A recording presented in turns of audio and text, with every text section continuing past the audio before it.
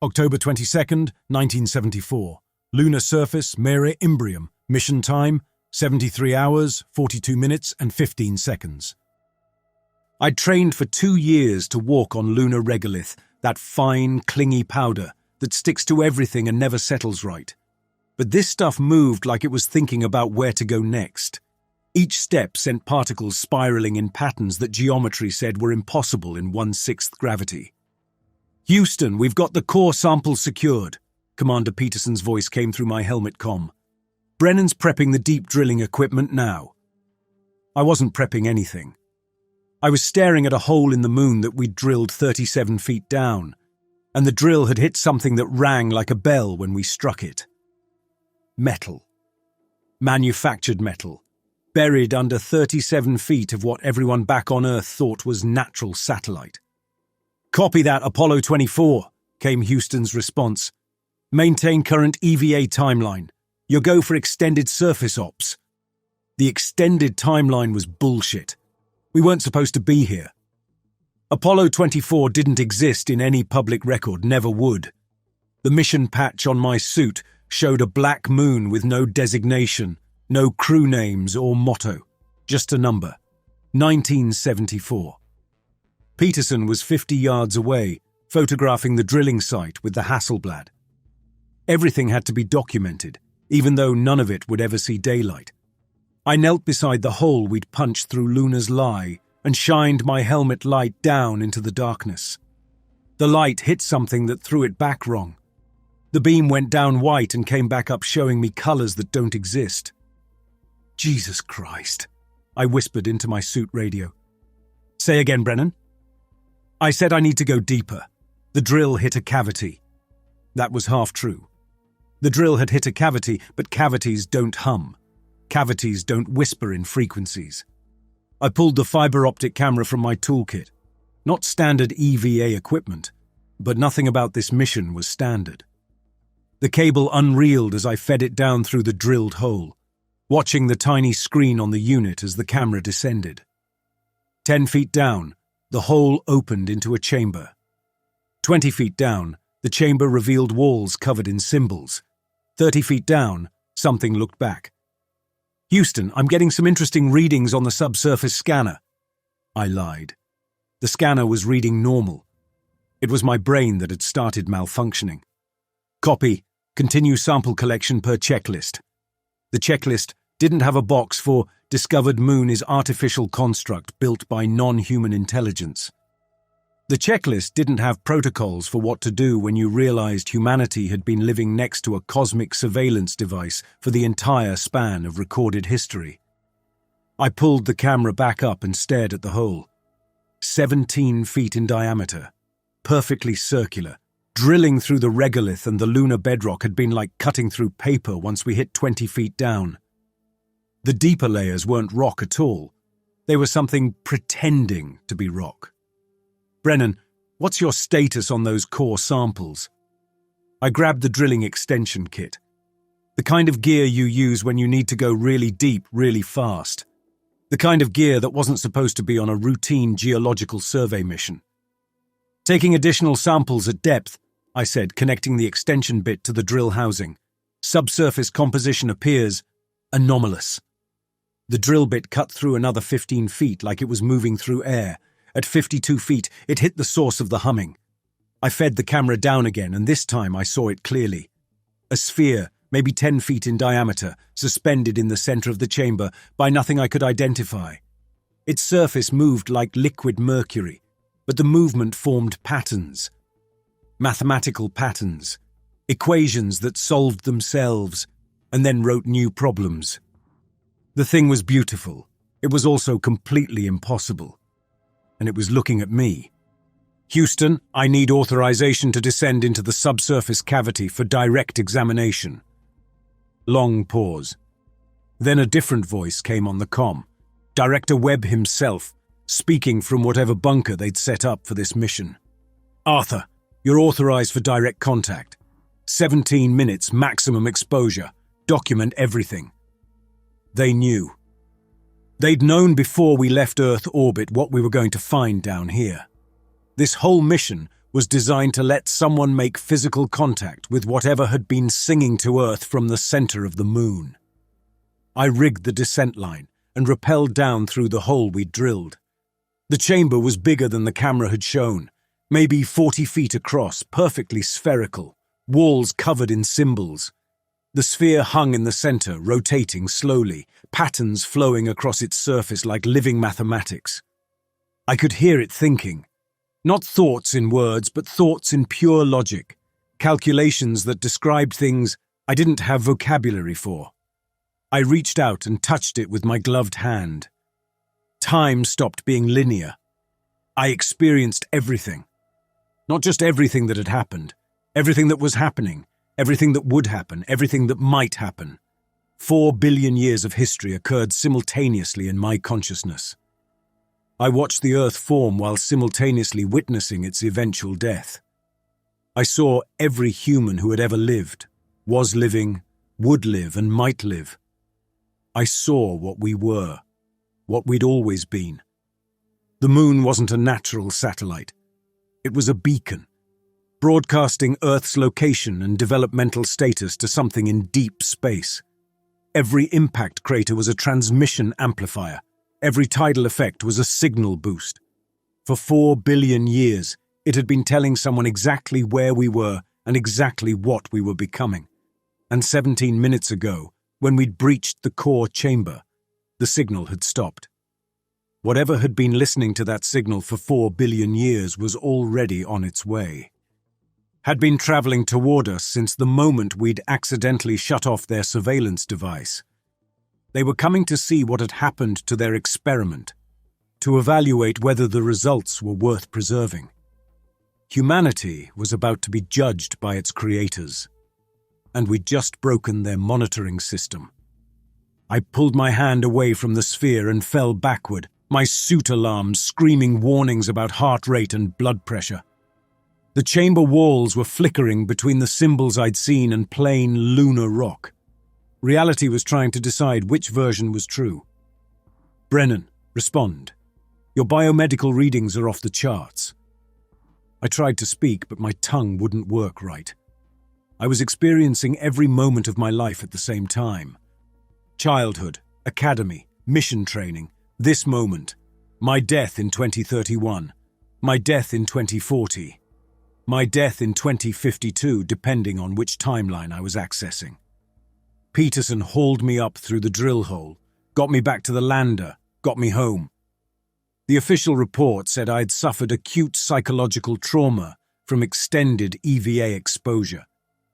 The real report went into a vault somewhere that doesn't appear on any government organization chart.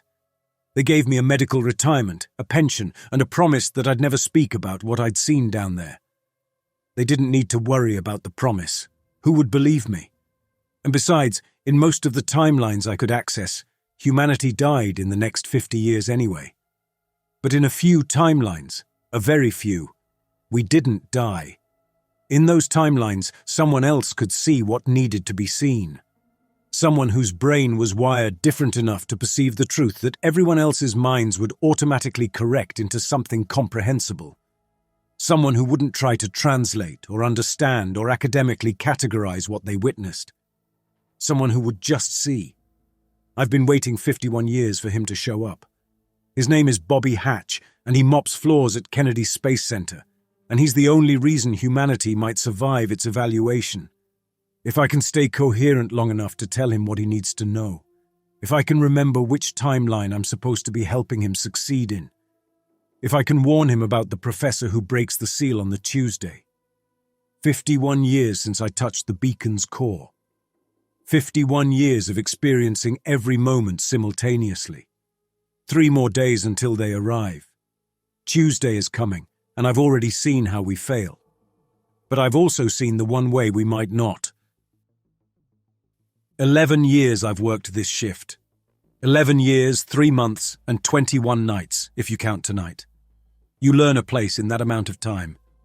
You learn its sounds, its rhythms, the vehicle assembly building, the VAB they call it. My mop bucket makes a specific echo in here. It's a clean, sharp slap of sound that travels up into the darkness where they used to stack rockets like firewood. It takes exactly 7 seconds for the echo to die.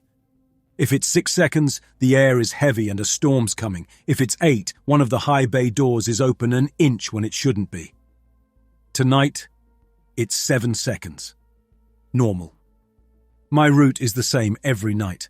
I start at the transfer aisle, the huge central corridor that's wide enough to drive a house through. I work my way in a grid pattern, section by section, laying down a thin sheet of ammonia solution and then drawing it back up with the squeegee mop. The floor has a slight slope toward the drains. It was designed that way, back in the 60s. A spill of rocket fuel in here, you want it to go where you can find it. You learn to work with the slope. Let gravity do half the job. My father, who worked maintenance on the launch towers, used to say, "Bobby, find the slope in everything. The world's easier when you're not fighting the hill." The only company I have is a radio. Not mine. It belongs to the day shift maintenance crew. They leave it on a tool cart, tuned to a talk station out of Orlando. They forget to turn it off about 3 times a week. I never touch it. It's part of the baseline. Tonight, it's on. The man on the radio usually talks about politics or football. Tonight, his voice is pitched higher than usual. Confirmation from every major observatory, from Jodrell Bank to Arecibo, the radio man says, his voice small in the VAB's huge throat. They are not ships. Repeat, they are not ships. They appear to be, well, the Vatican is calling them seraphim, beings of pure light. They've appeared simultaneously over every capital city on the planet. I keep mopping. People see what they want to see. My whole life is built around that fact. My condition, prosopagnosia, means I don't recognize faces. Not my mother's, not the president's, not my own in the mirror sometimes. To me, every face is a new set of features I can't quite put together. It's all just information that won't stick. So I learn to watch other things. The way a person walks, the sound of their keys, the brand of cigarettes they smoke. You can identify anyone you need to without ever looking at their face. You just have to pay attention to what everyone else ignores. No sign of hostile intent, the radio continues. They are simply present. A global broadcast signal has been opened on all frequencies. Scientists are describing it as a direct transmission of understanding. I stop. Not because of the radio. Because of my mop bucket. I just emptied a fresh mix. The grey water should be settling, sloshing gently with the building's vibration. Instead, the water is pulling to one side of the bucket. It's climbing the plastic wall in a smooth curve, defying the floor's gentle slope. It's trying to get away from something, or maybe trying to get closer to something else. I leave the bucket and walk toward the center of the transfer aisle. The air gets cold.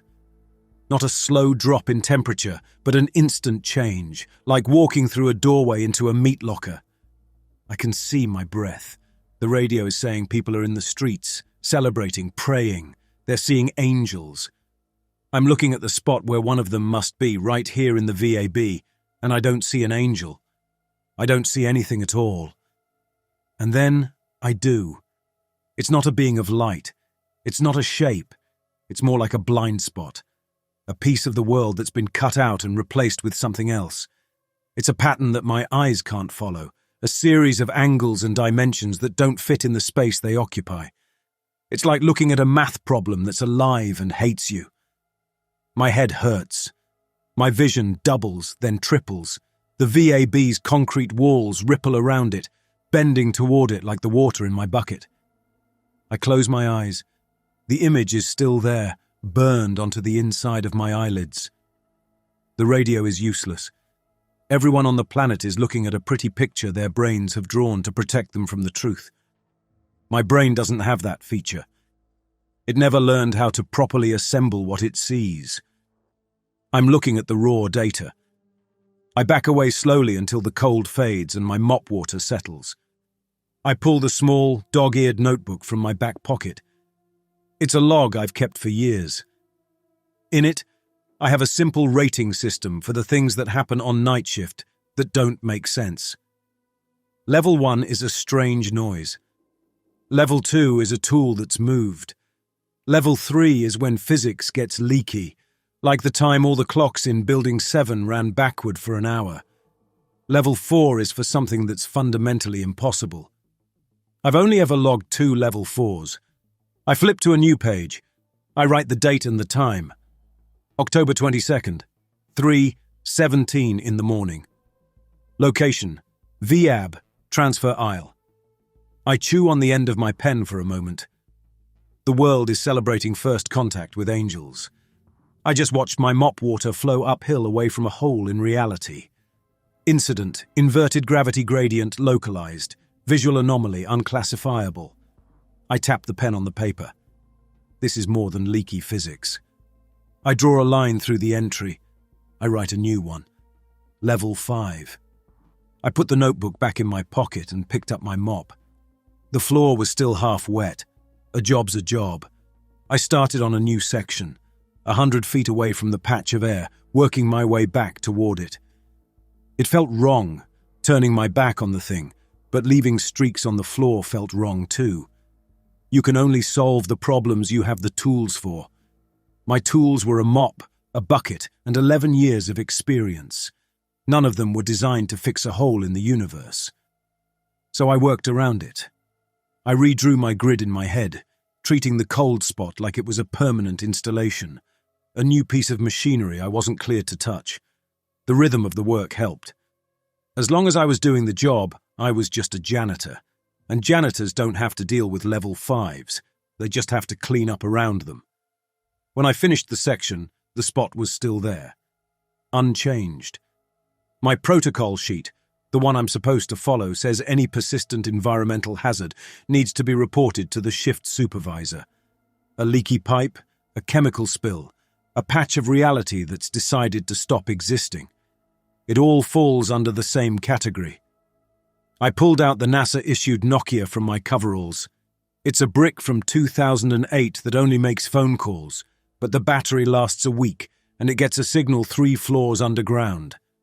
I dialed Henderson's extension. He supervises the night maintenance crews from an office over in the operations and checkout building. He picked up on the 4th ring. "What?" His voice was thick with sleep he wasn't getting. "It's Hatch. In the VAB. It's 3:30 in the morning, Hatch. This better not be about the soap dispensers again." "No, sir. There's a situation in the transfer aisle." I tried to find the right words, the words that wouldn't get me sent for a drug test. "There's an atmospheric distortion, a cold spot. It's affecting gravity in the immediate vicinity." There was a long silence on the other end. I could hear him breathing. "A cold spot," he repeated. "Did a coolant line burst?" "No, sir, there's no leak or moisture. It's just wrong. My mop water climbs the side of the bucket if I get it too close." "Your mop water," he said, and the way he said it made it clear he thought I'd finally lost my mind. "Hatch, are you feeling all right? Did you mix the ammonia and the bleach again?" "No, sir. I know better than to make mustard gas." "Right," he sighed. It was the sound of a man whose entire job is dealing with problems he doesn't want. "Log it. Put it in the nightly report. If it's still there when the day shift comes on, they can put in a work order and stay away from it. I don't want a workman's comp claim for gravity sickness." He hung up. That was it. I was just supposed to log it. Put a note in a file that no one would read until morning, if ever. That was the official response to the end of the world starting in the middle of my floor. File the paperwork. I was turning to go back to my cart when I heard footsteps. Not the usual echo of a lone person, but a measured, heavy tread. The sound of size 12 boots and institutional responsibility. The squeak of the leather on his duty belt came a half second before the boots. I didn't need to see the face to know who it was. "Heard you on the horn with Henderson." Carl Paulson stopped 10 feet away. He's the supervisor for the contract security guards, a company called Alutique Wackenhut that's had the KSC contract for as long as I've worked here. Carl's built like a retired linebacker who'd let himself go just enough to be comfortable. He's the only person here who doesn't treat the night shift like a punishment. He thinks you're sniffing cleaning supplies. "He told me to log it," I said. "Yeah." Henderson's solution to a fire is to fill out the right form to request a fire extinguisher. What have you got?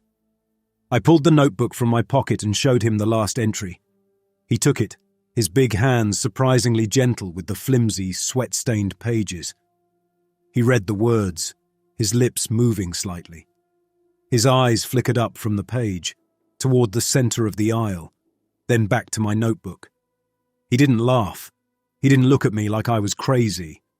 He nodded slowly, a single, serious dip of his chin. "Level 5, he said. "You might be underselling it, Bobby." He handed the notebook back. "Show me." I led him toward the center of the aisle, stopping just outside the boundary of the cold. "Don't get too close," I said. "It feels thin." Carl grunted, his eyes fixed on the spot.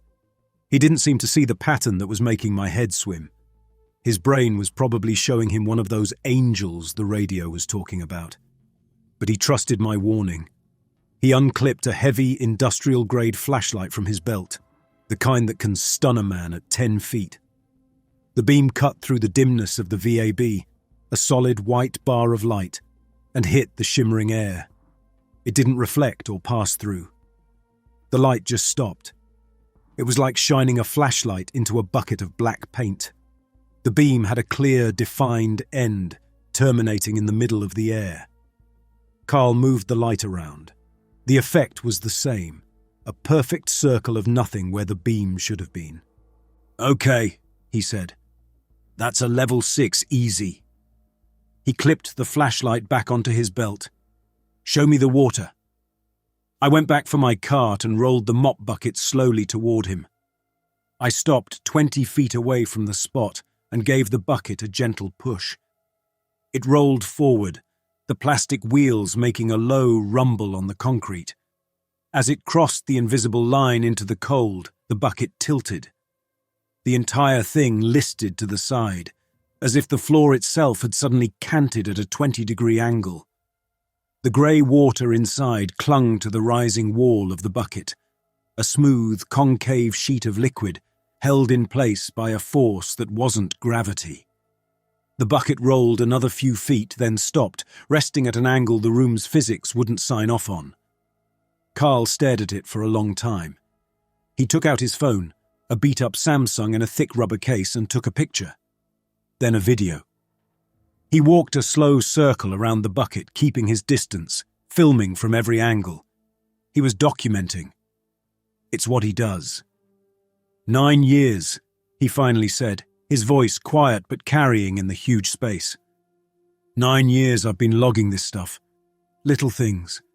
A shadow in the orbiter processing facility that fell toward the light for 12 minutes. The security gate at the north entrance opening and closing for 3 hours in a perfect prime number sequence. Dust motes in the operations and checkout building that spelled out my father's social security number. He looked at me. I thought they were just glitches. The universe having a twitch. But this is different.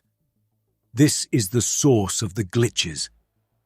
He walked over to my mop bucket, which was still tilted, and crouched down. He didn't touch it. He looked at the water. Henderson told you to log it. Yeah. Bureaucratic reflex. You see something you don't understand. You generate paperwork until it goes away. He stood up and jerked his head toward the massive bay doors. Come on, I want to show you something. I left my mop and bucket where they were. Evidence. We walked out of the VAB and into the Florida night.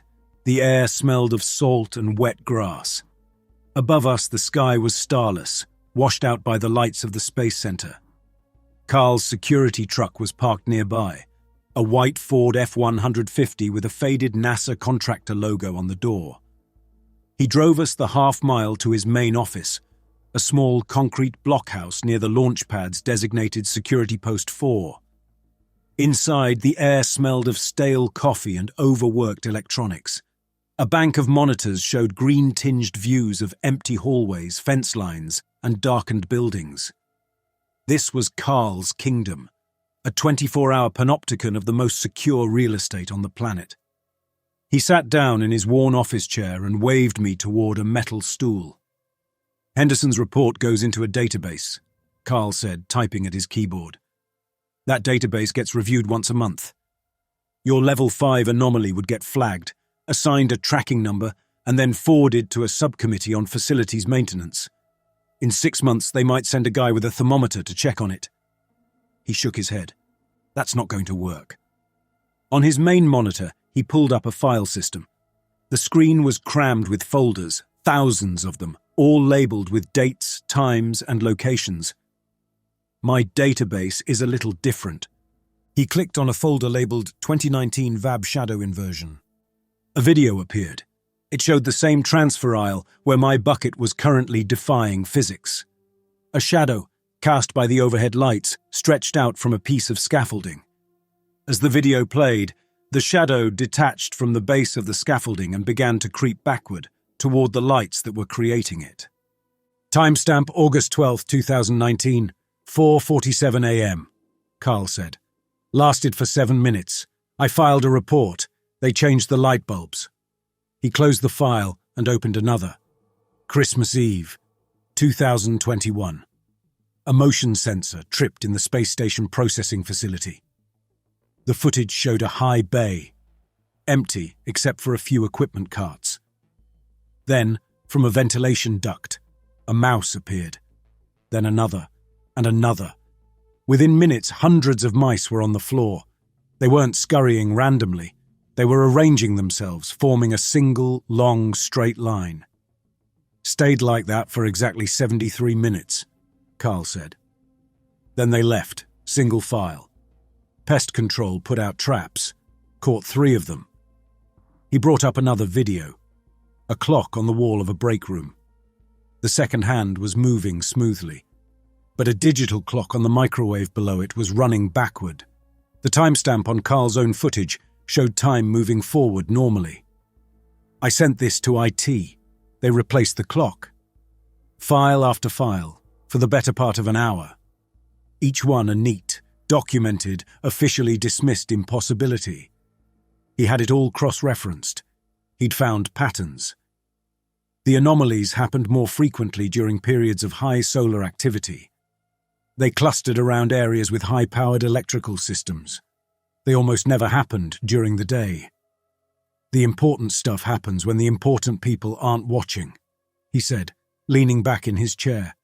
We've been seeing the warning signs for a decade, Bobby. We just didn't know what they were warning us about. He looked from his monitor to me. They've been practicing, he whispered, doing little tests, seeing what reality will put up with before it tears. He turned back to his keyboard. He pulled up an internal contact list for the Union, International Association of Machinists and Aerospace Workers, Local 2061. It's the union that represents most of the hourly contract workers here. The techs, the mechanics, the security guards, the janitors. Henderson won't listen. The NASA bigwigs, they're all too busy looking at their angels to care about a janitor's mop bucket. But the union steward owes me for keeping his son out of trouble last year. He's got a direct line to Patricia Hollis's office. She's the deputy administrator. She's supposed to be in charge of all this. He looked at me, his expression serious. I send this up the chain. They're going to want to talk to you. You'll have to stand in a room full of people with PhDs and tell them what you saw. You ready for that? I thought about my quiet, invisible life. The simple, predictable routine. The safety of being furniture. That was over. It had ended the moment my mop water decided to break the law. Someone has to, I said. They're not seeing what's really there. Carl nodded, a grim smile touching his lips. He started typing an email. He was logging the incident into the human network that was designed to remember. He was filing a grievance on behalf of the entire night shift against the laws of physics. Carl hit send. All right, he said, pushing his chair back. They'll either ignore this or your life is about to get very complicated. He grabbed his keys from a hook on the wall. I'll drive you back to the VAB. You should finish your route. Act normal. Normal is the best defense these people have never figured out. The ride back was silent. We passed launch pads that stood like skeletons in the sodium vapor lights. They were monuments to a kind of ambition that felt very small all of a sudden. "When you talk to them," Carl said as he pulled up to the VAB's main door, "just tell them what you saw. Don't guess what it is. Don't use fancy words. You're a janitor who saw something wrong with his mop bucket. That's your ground. You stand on it." "What if they don't believe me?" I asked, my hand on the door handle. "They won't," he said. "Not at first. People with titles and degrees, they don't like it when the truth comes from a guy with a mop. It messes with the order of things. But Hollis? She's different. She came up through engineering, not politics. She might still remember that things are either true or they're not, and it doesn't matter who says it." He finally turned to me. "Good luck, Bobby." I got out and he drove off, his taillights disappearing into the pre-dawn grey. I walked back into the building. Everything was as I'd left it. My abandoned cart, my mop lying on the floor, and my bucket sitting in the centre of the aisle, tilted at an angle that screamed a silent alarm to anyone who cared to look. I picked up my mop and went back to work. I couldn't finish the central grid, not with that thing sitting there. So I started on the edges, the maintenance corridors and the little used storage bays. The work was automatic. My body knew the motions. It left my mind free to worry. I worried about my job. I worried about the people with PhDs. I worried about a universe that had trap doors in it. Mostly, I worried about Chairman Meow. He's my cat. He's diabetic. He needs his insulin shot at 8:30 a.m. every morning. If I wasn't there to give it to him, he could go into shock. The fate of humanity felt abstract. My cat's blood sugar felt very, very real. The sun started to rise. Thin pink light filtered through the high windows of the VAB, illuminating the dust motes hanging in the air. The day shift started to arrive. I could hear their voices, cheerful and loud. They were all talking about the visitors, the angels. Manny, one of the day shift custodians, came shuffling over, pushing his own cart. He was a round man who was always smiling. He didn't even notice my bucket. His eyes were fixed on the high windows. "You see him, Bobby?" "On the TV?" he asked, his voice full of wonder. "My wife, she was crying, said it was the second coming. Beautiful. Just beautiful." "Yeah," I said. "Something like that." He looked at the floor I'd already cleaned. "You missed a spot." He pointed with his chin toward the center of the aisle. "Big one, right in the middle." "Management wants it left that way," I said. It was the only explanation that made any sense in his world. He shrugged. "All right. Their floor, their rules." He shuffled off, humming a hymn. My shift ended at 8. I clocked out at the maintenance office, signed my time card, and walked out into the bright, hot morning. The world felt too loud, too normal. People were driving to work, listening to the news about the beautiful angels, feeling like they were living through a miracle. I just felt tired. I needed to get home. The chairman was waiting. My car, a 2011 Civic with a permanently on-check engine light, was in the contractor parking lot, a sprawling asphalt field a quarter mile from the main buildings. I was halfway there when a black sedan pulled up beside me, its tires crunching on the loose gravel. It was a government car, a Ford Taurus, the kind that blends in by trying too hard. The back window rolled down. Inside was a woman in a severe grey suit. Her hair was pulled back so tight it looked like it hurt. She wasn't smiling. "Robert Hatch." I stopped. "My name is Bobby. Only the government and my mother call me Robert." "Yes, ma'am." "I'm from Deputy Administrator Hollis's office," she said. "She wants to see you, now." It wasn't a request. She opened the back door. The air conditioning from the car spilled out, a bubble of manufactured cold in the humid Florida air. My little Civic looked 100 years old, parked a few rows away. My chance to go home, to give my cat his shot, to pretend the night hadn't happened, was sitting right there. but it was already in the past. I got in the car. The world outside went quiet. I was inside the machine now, and the machine was taking me to see the people in charge of explaining the angels. The woman in the suit didn't speak during the drive. She stared straight ahead.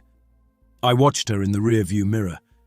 Her face was a collection of sharp angles, but like all faces, it didn't mean anything to me. It was her posture that told the story. Ramrod straight. Not a single wasted motion. She held a tablet in her lap, and her thumb never once strayed from the corner of the screen. The car smelled clean. The kind that costs a lot of money to achieve. The seat was leather, and it was cold against my back, even through my coveralls. I could feel the dampness from my night's work soaking into it. I shifted, trying to make myself smaller.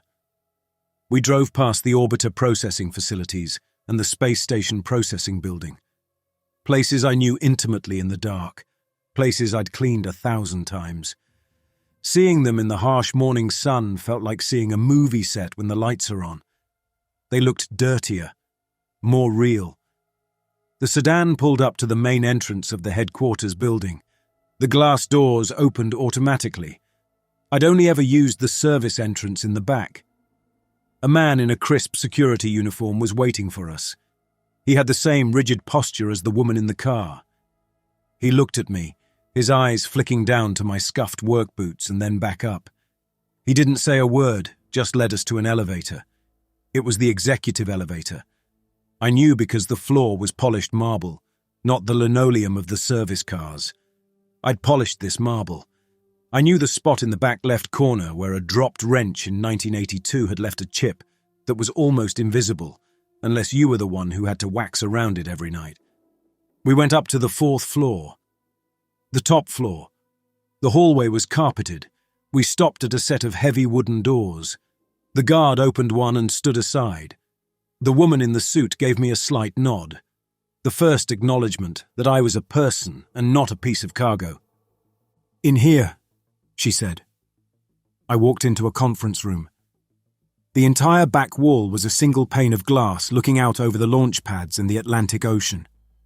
A long, dark wood table dominated the space, surrounded by about 20 empty leather chairs. At the far end of the table, 2 people were standing.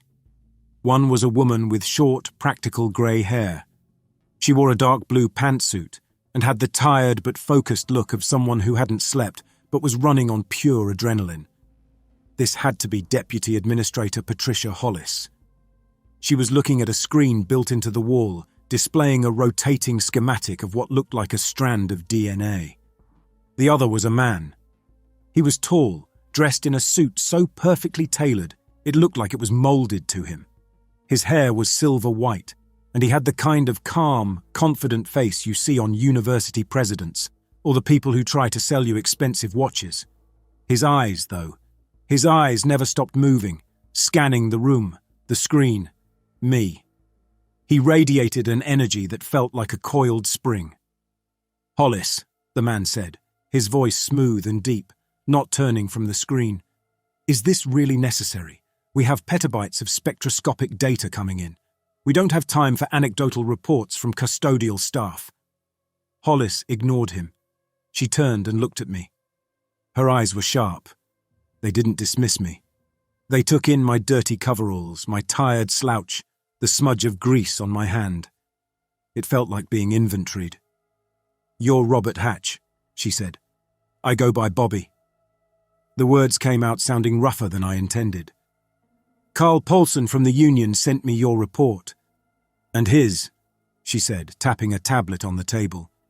"He says you saw something in the VAB, something that wasn't an angel." The tall man laughed. It wasn't a real laugh. It was a short, sharp puff of air, a sound of pure disbelief. "An angel," he said, turning to face me fully for the first time. "We're not calling them angels, Patricia. That's media hysteria. They are non-baryonic coherent energy entities. A Type 3 civilization's calling card." He looked me up and down, and his lip curled just slightly. "Mr. Hatch, I am Dr. Lawrence Stedman." I'm leading NASA's First Contact Initiative. Tell me, what kind of coherent energy entity did you observe? His voice was a weapon. Every word was designed to make me feel small, to remind me that I was in his world now, a world of big words and bigger ideas. I looked at Hollis. She was watching me, waiting. I decided to stand on my ground, just like Carl told me. I don't know what it was. I just know what it did. I was mopping the floor in the transfer aisle. There was a cold spot. My mop water flowed uphill to get away from it. Stedman smiled.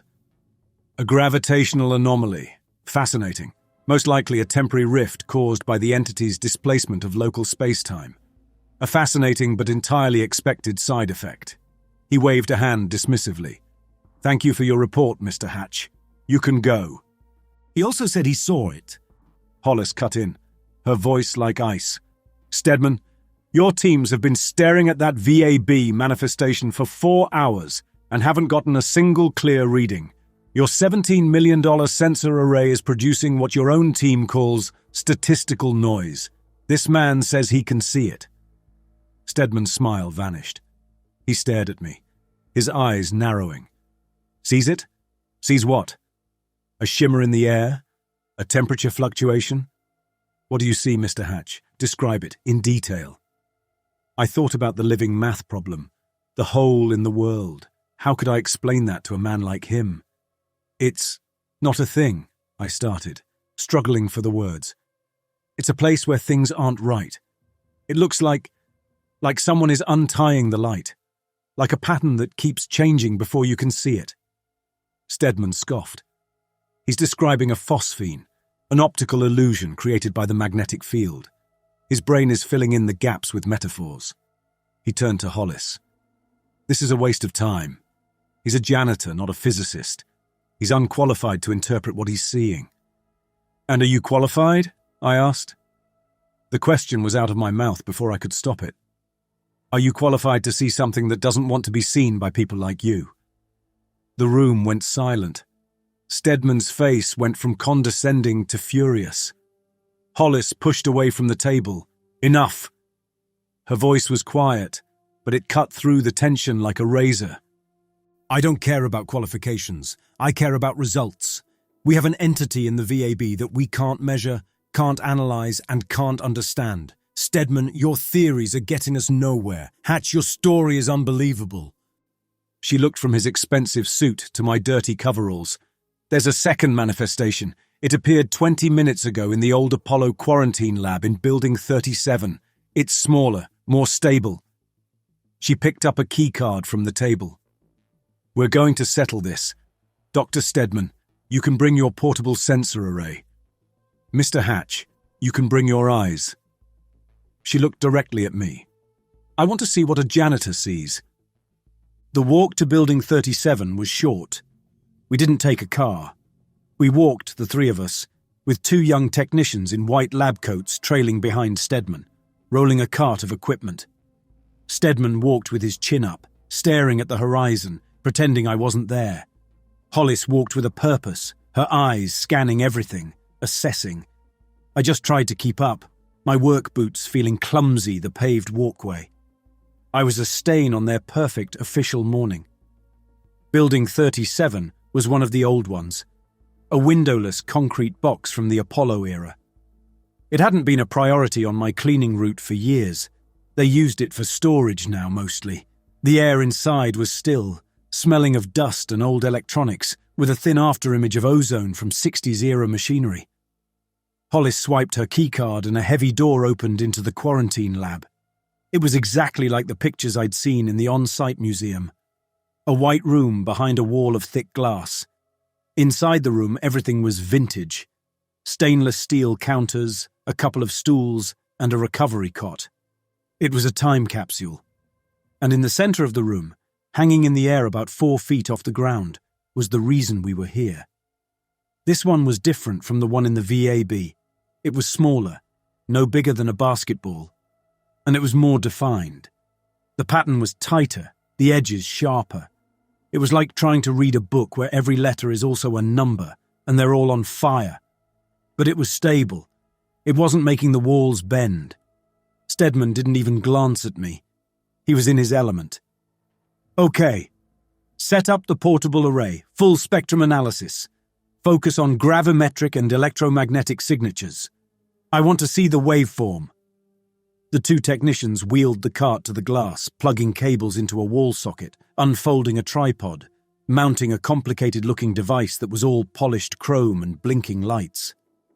Stedman stood behind them, directing, using a language I didn't understand but recognized. It was the language of expertise, the sound of people who are absolutely sure they are right. "Reading?" Stedman asked. One of the technicians, a young man who couldn't have been more than 25, shook his head. "Same as the VAB, sir. High energy output, but no discernible pattern. It's just noise, statistically perfect noise across all frequencies."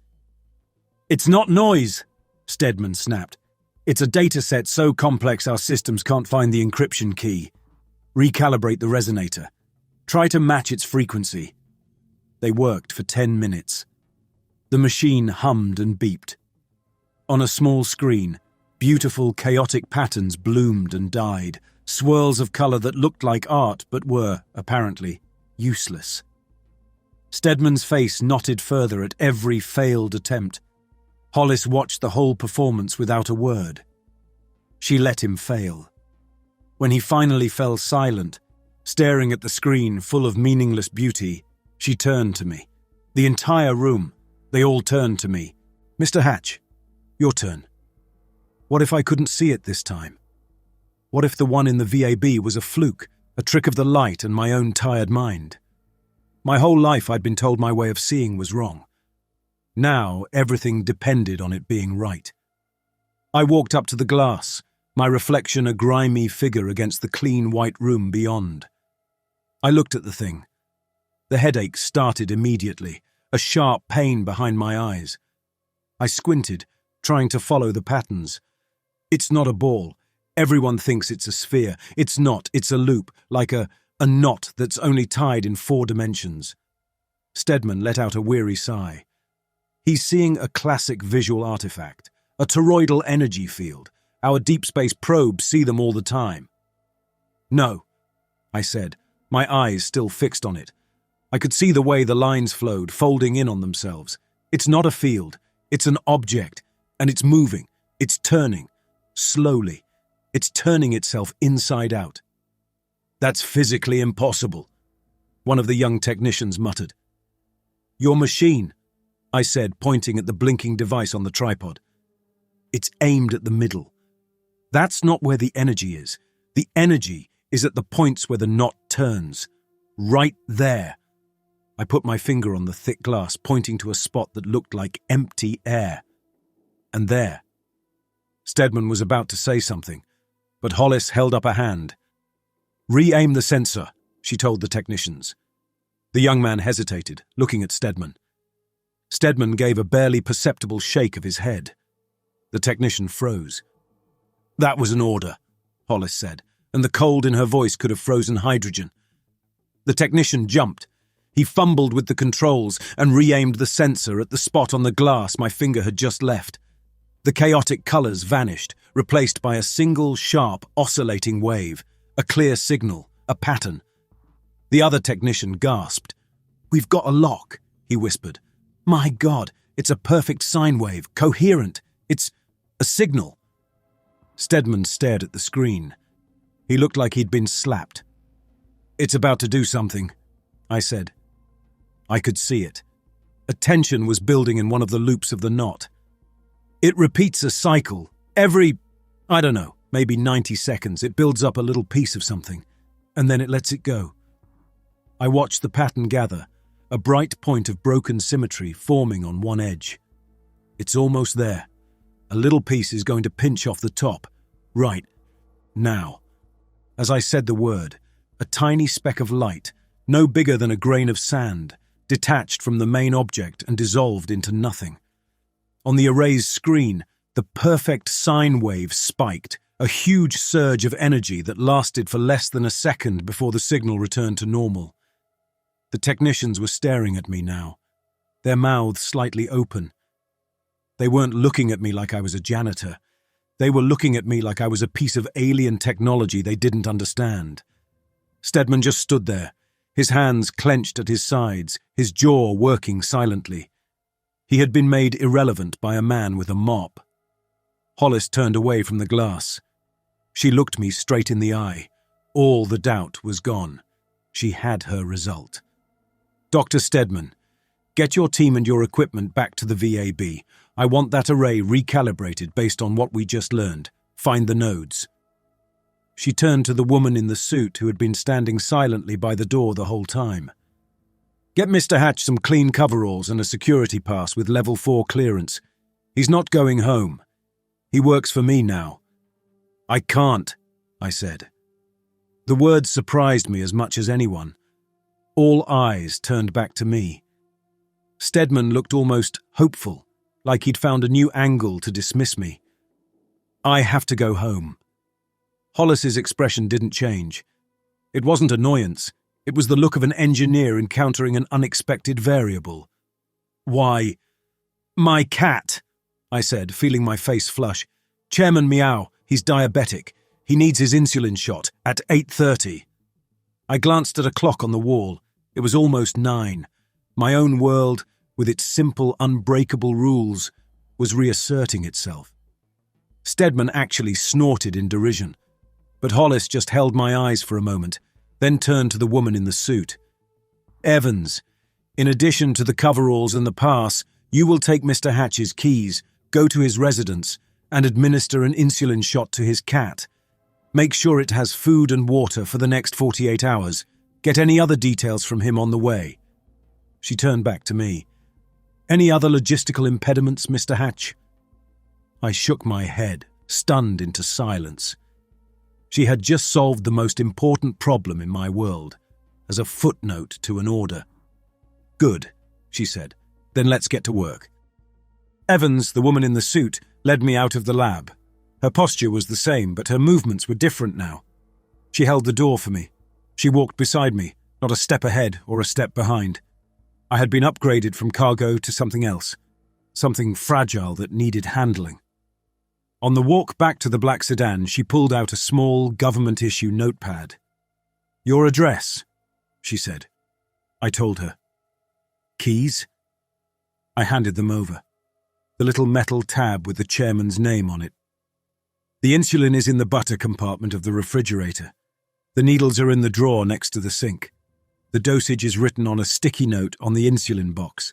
He gets 1.5 units. 1.5 units, she repeated, writing it down without looking. Food? Half a can of the special low-carb stuff. It's on the counter. And he needs fresh water. He drinks a lot. Understood. She paused, her pen hovering over the paper.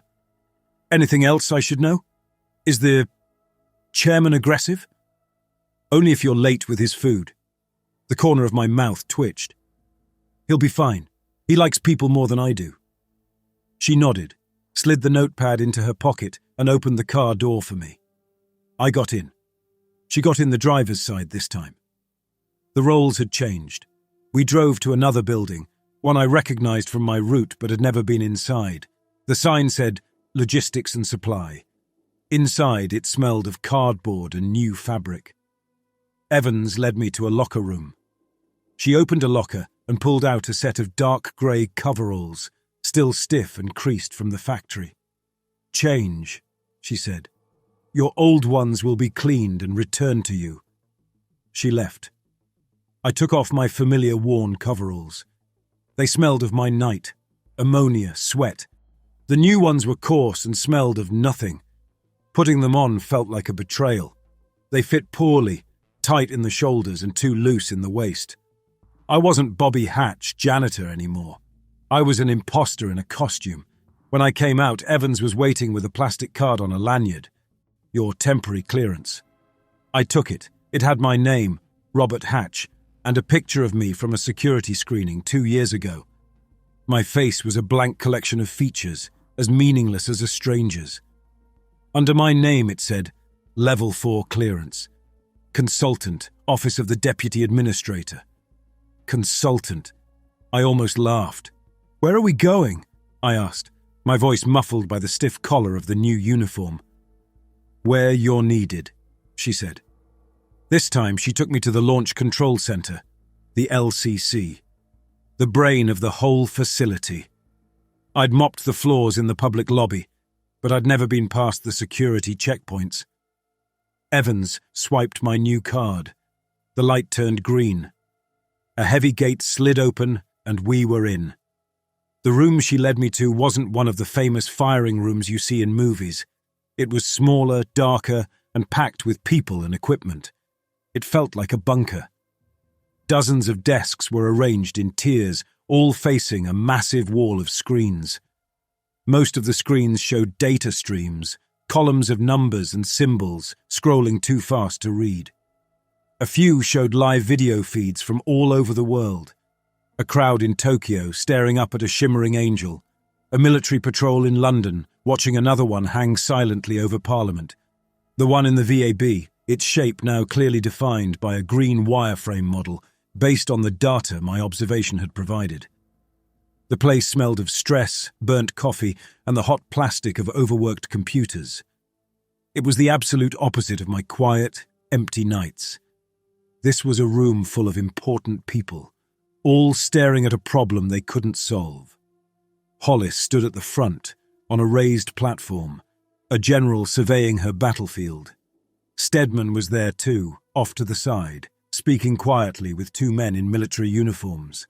He saw me come in. His eyes narrowed for a fraction of a second, a needle flash of pure, undiluted hatred, before his face went back to trained neutrality. He was waiting for me to fail. Hollis saw me and beckoned me up to the platform. I walked past desks where people were arguing about quantum foam and signal decryption. No one paid me any mind. "Mr. Hatch," Hollis said, not taking her eyes off the main screen. "Welcome to the problem." She pointed to an empty chair in front of a dedicated monitor. The chair was new, ergonomic, a $1,000 piece of equipment. "This is your station." The monitor was split into 6 video feeds, showing the 6 most stable manifestations on NASA property: the VAB, the old quarantine lab, 2 at the shuttle landing facility, 1 over the crawlerway, and 1 that seemed to be inside a water tower. "What am I supposed to do?" I asked. "Watch," she said simply. "You see things differently. I need to know what you see. If anything changes, anything at all, you tell me. You don't report to anyone else. You report directly to me." I sat down. The chair was too comfortable. The screen was too bright. I was a janitor who had been given a front row seat to the end of the world, and my only job was to describe the view. I looked at the 6 shimmering knots on the screen, the living math problems that had upended my life. They were just as hard to look at on a monitor as they were in person. I watched for an hour. Nothing changed. The people in the room talked. The numbers on the other screens scrolled. I just sat there, feeling more useless than I ever had with a mop in my hands. Then, in the feed from the VAB, a tiny flicker. "It's changing," I said. The murmuring stopped. Every head turned toward me. Hollis was at my side in a second. "What is?" "The one in the VAB," I said, leaning closer to the screen. "It's teaching itself something." "Define teaching itself," Stedman's voice cut in, dripping with sarcasm from across the room. I could see the pattern in the knot changing. One of the loops was replicating, splitting itself into a smaller, identical loop that then merged back into the main body. It did it again, and again, a slow, rhythmic motion of self-correction. It's practicing. It's making a copy of a piece of itself and then reabsorbing it, like it's learning a new muscle movement. It's getting faster. Hollis stared at the screen. "Can anyone confirm this? Is there any change in the energy output?" A voice from the back of the room. One of the technicians answered. "Negative, Mum. The signal is stable. No change in amplitude or frequency." Stedman walked over, a smug look on his face. "As I suspected. More optical illusions. His brain is imposing patterns where none exist. It's a textbook case of apophenia." But I wasn't looking at the screen anymore. I was looking out the window of the control room. We were high up, and through the glass I could just see the top of the VAB, 2 miles away. And on its flat roof, a flock of birds that had been circling for the past hour suddenly dropped from the sky. Not one or two of them. All of them. They fell like stones, a synchronized rain of dead birds. No one else had noticed. "It's not an illusion," I pointed out the window. "It just killed them." Hollis didn't even turn to look out the window. Her eyes were locked on my face. "Get me a camera on the VAB roof. Now." A technician at a nearby console started typing furiously. "Roof cam 5 is offline, ma'am. Maintenance ticket says a power conduit failed yesterday." "I don't care," Hollis said. "Get me eyes up there. Reposition a satellite. Divert a weather drone. I want to see the roof of that building in the next 60 seconds. Stedman approached, a thin, placating smile on his lips. "Patricia, let's not overreact. If the entity is emitting a high-frequency electromagnetic pulse and its energy output is fluctuating, it's entirely plausible that it could disorient avian life. Birds are notoriously sensitive to magnetic fields. It's a fascinating but secondary phenomenon." He was reframing the event, wrapping it in the safe language of science, making it boring, making it his. "I didn't say it disoriented them," I said, still looking out the window at the distant roof. "I said it killed them." "We have a drone from pad 39B redirecting now," the technician called out, "on the main screen." The central display, which had been showing the wireframe model of the VAB entity, changed. It was now a high-definition video feed, looking down from above. The drone was descending, its camera shaking slightly in the wind. The massive, flat expanse of the VAB's roof filled the screen, and it was covered in birds. It wasn't just a few, it was hundreds. A dark carpet of starlings and grackles, their feathers ruffling in the breeze from the drone's rotors. "My God," someone whispered. Stedman was silent for a moment, momentarily stunned by the scale of it. Then he recovered. "As I predicted," he said, his voice regaining its confident authority. "A bioresonant frequency. Tragically, it seems to be fatal at this proximity." "Zoom in," I said. "Closer." Hollis gave a sharp nod to the technician. The drone descended further, the image becoming clearer. The bodies weren't just a random pile. They were arranged. They were laid out in a perfect, horrifying grid. Each bird was about 2 feet from its neighbor, aligned in flawless rows and columns. Their heads were all pointed in the same direction, north. It was a cemetery laid out with a surveyor's precision. Stedman stared at the screen, his mouth slightly open. His neat, tidy explanation had just been murdered by 1,000 tiny corpses. An electromagnetic pulse might kill birds. It wouldn't file them in alphabetical order. "It wasn't a side effect," I said, the pieces clicking together in my head. "That practicing I saw. It was calibrating, learning how to place things. It wasn't just killing them, it was arranging them." I looked around the room. Everyone was staring at the screen. They were finally seeing it. Not an angel, not a beautiful energy entity. They were seeing a demonstration of power.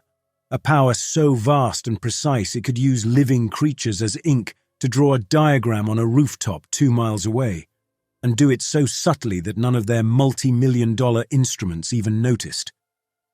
Hollis finally turned away from the screen. She looked at me, and in her eyes I saw fear. The deep, primal fear of an engineer who has just seen a machine that works on principles she cannot begin to comprehend. "Get a biohazard team up there," she ordered. "I want every one of them collected, catalogued, and analyzed. I want to know the exact cause of death." She turned to the rest of the room. "And I want every sensor we have focused on that VAB entity. From now on, Mr. Hatch's observations are our primary data source. Everything else is secondary. If he says it's thinking, you will operate on the assumption that it is thinking. Am I clear?" A chorus of quiet "yes, ma'ams" filled the room.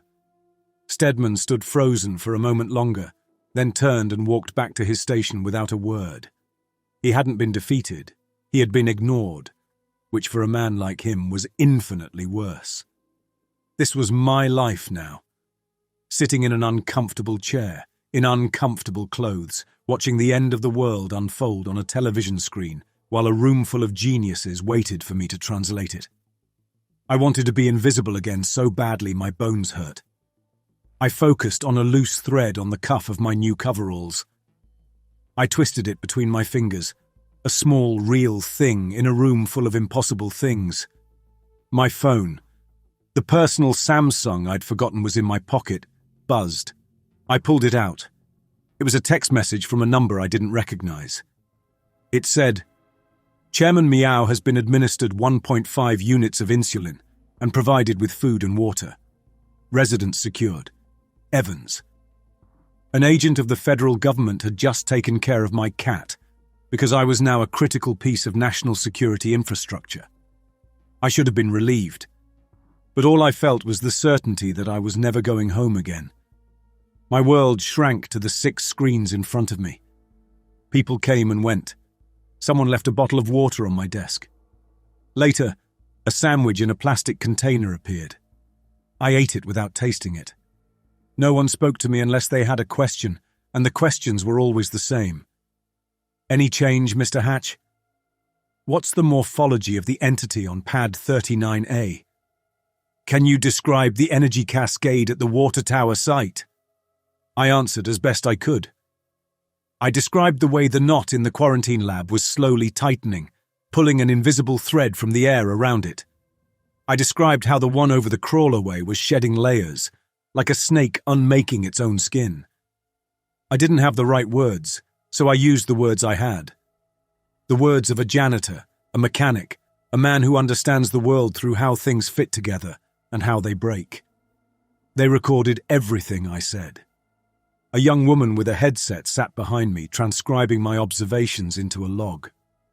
I was a narrator for a story no one else could read. Sometime around 3 in the afternoon, Dr. Stedman approached my station. He moved casually, as if he were just wandering by.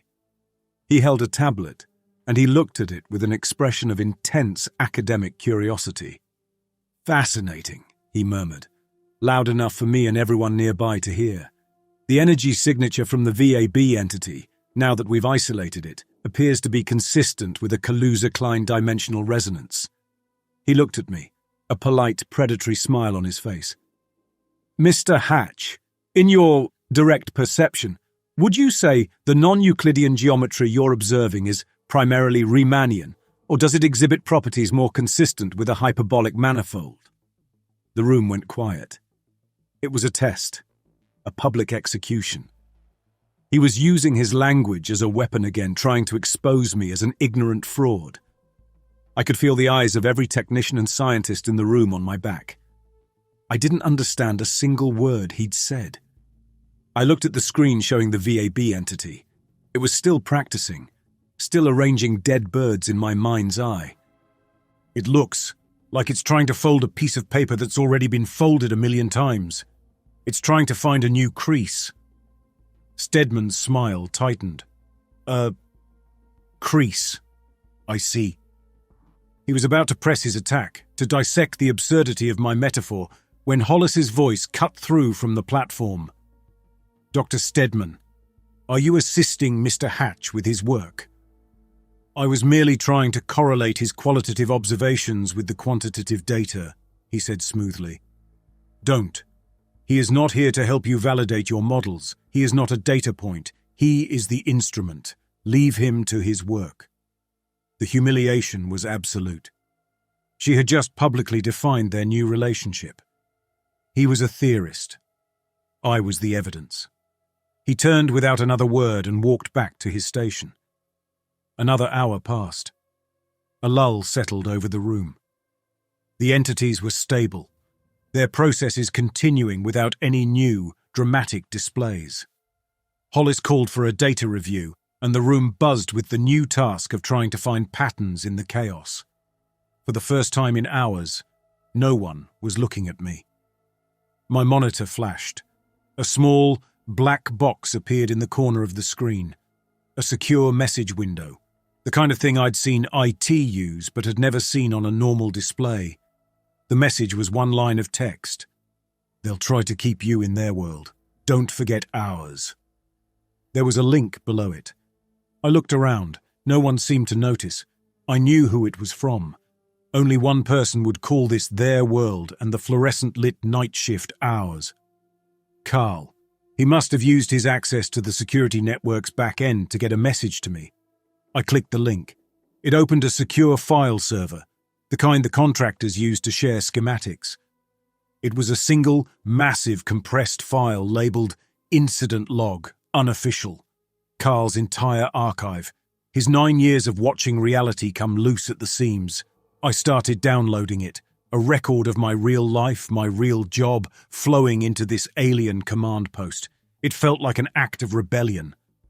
While the file downloaded, I scrolled through a text version of the log. Years of weirdness. My world. I felt a pang of something like homesickness. I started searching for keywords. Anomaly. Gravity. Then, on a whim, I searched for janitor. I found it in a report from 3 years ago.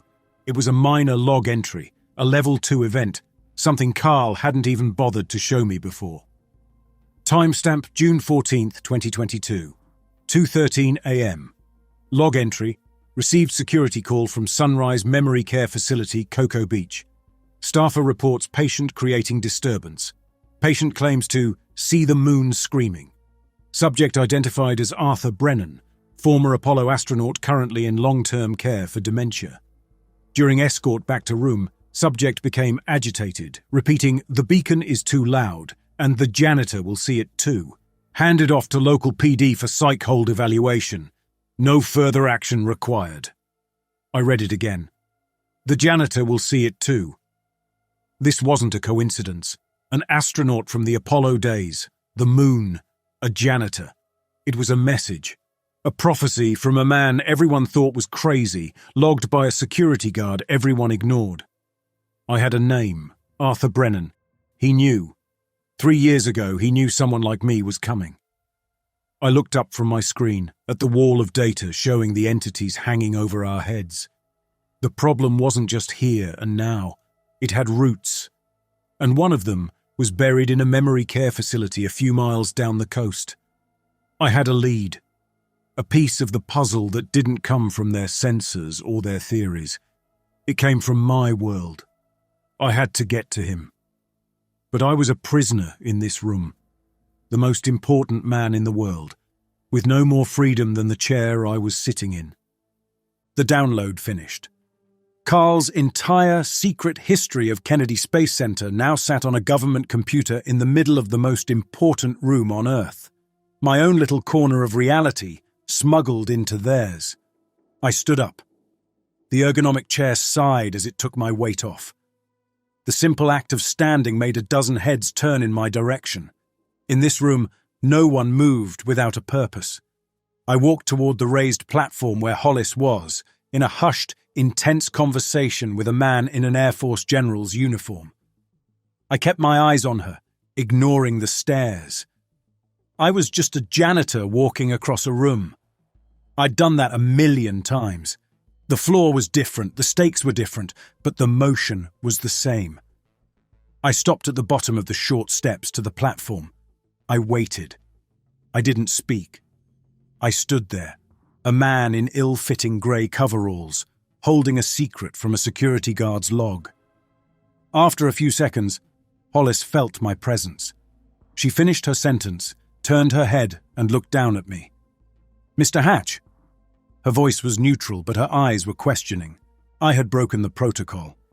I was supposed to sit in my chair and watch. "Ma'am, you told me to tell you what I see. I've found a connection." Her focus sharpened. The general beside her faded into the background. "On the monitors?" "No, ma'am. In a security log." I could feel Stedman's attention lock onto us from across the room. I didn't have to look to know he was already moving in our direction. "Explain," Hollis said. "My friend Carl Paulson, the security supervisor who sent you my report, he's been keeping his own logs for 9 years. Things that didn't make sense. He sent them to me." I motioned back to my station. I have them now. 3 years ago, he logged a call from a memory care facility in Cocoa Beach. A patient was causing a disturbance. Stedman arrived at the steps, his face neat with polite concern. Patricia, I really must insist. We can't allow unvetted external data to contaminate the response protocols. Hollis didn't even look at him. She kept her eyes on me. Go on, Mr. Hatch. The patient was an old astronaut from the Apollo missions. His name is Arthur Brennan. He was yelling that the moon was screaming, and he told the staff, "The janitor will see it too." The room went completely still. Even the incessant clicking of keyboards faltered. Stedman was the first to recover. He let out a short, pitying laugh. An astronaut with dementia. Patricia, this is precisely the kind of anecdotal noise I'm talking about. We're dealing with a Type 3 civilization, and we're going to base our strategy on the ravings of a man whose mind is gone. He knew, I said, looking past Stedman, directly at Hollis. Somehow, that man knew someone like me would be needed. He knew it was connected to the moon. This is the first thing that's happened that didn't start this morning. It started years ago. We're all trying to figure out what is happening. He might be the only person on the planet who can tell us why. Hollis looked from me to Stedman, then back to me. I could see the conflict in her face. The engineer in her was at war with the administrator. One dealt in data and protocols, the other in results, no matter how strange the source. It's a statistical improbability, she said almost to herself. A coincidence. So were the birds, I said. That landed. I saw a flicker in her eyes. The birds were the data point she couldn't ignore, the perfect grid of dead animals.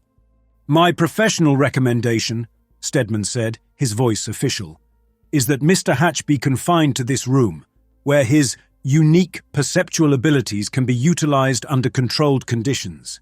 Sending him out on a field trip based on this is irresponsible. It's a waste of critical time and resources.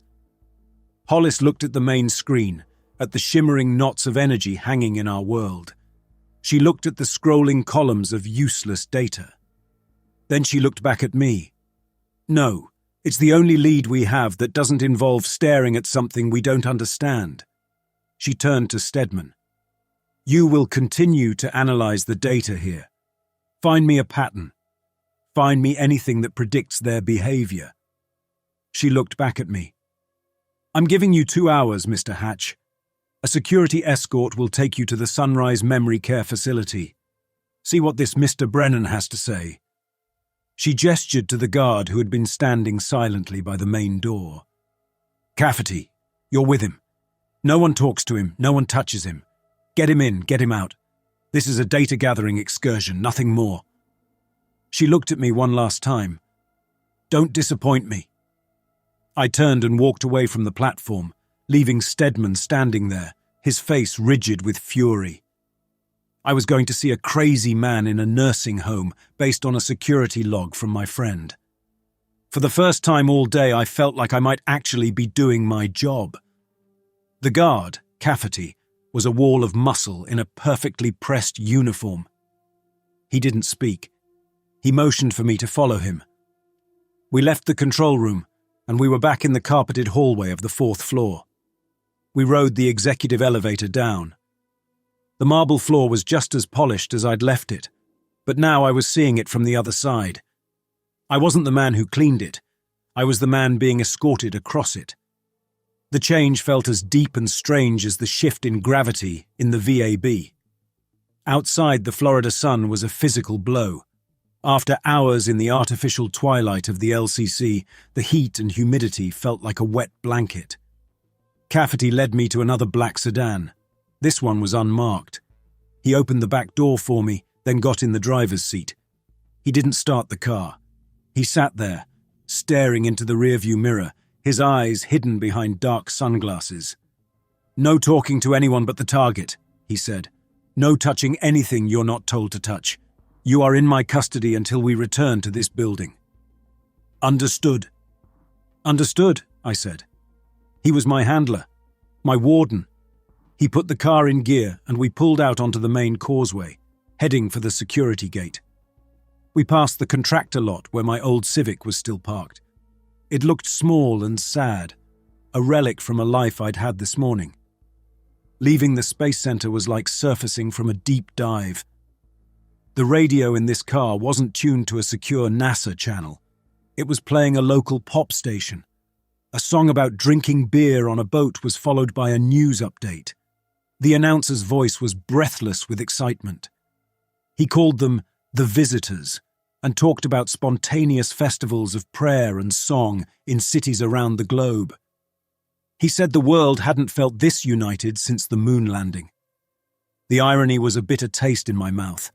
The moon landing was the start of the lie, and these things were not visitors. As we drove through Titusville and over the causeway to Cocoa Beach, I watched the world try to make sense of the impossible. A church had changed its sign to read, "The angels have arrived, have you repented?" Someone had hung a bedsheet from an overpass that said, "Take me with you." People were gathered on street corners staring up at the empty blue sky, as if hoping to catch a glimpse of the angels everyone on TV could see. They were all looking in the wrong direction. Sunrise Memory Care was a long, single-story building painted a pale, sun-faded yellow. It looked like every other assisted living facility in Florida. It had a well-tended lawn, a few palm trees, and the quiet, waiting stillness of a place where people go to run out the clock. Cafferty parked in a visitor spot. The automatic doors opened into a blast of cool, recycled air that smelled of industrial disinfectant and cooked peas. A television in the corner of a small lobby was tuned to a news channel showing a shimmering, beautiful angel over Paris.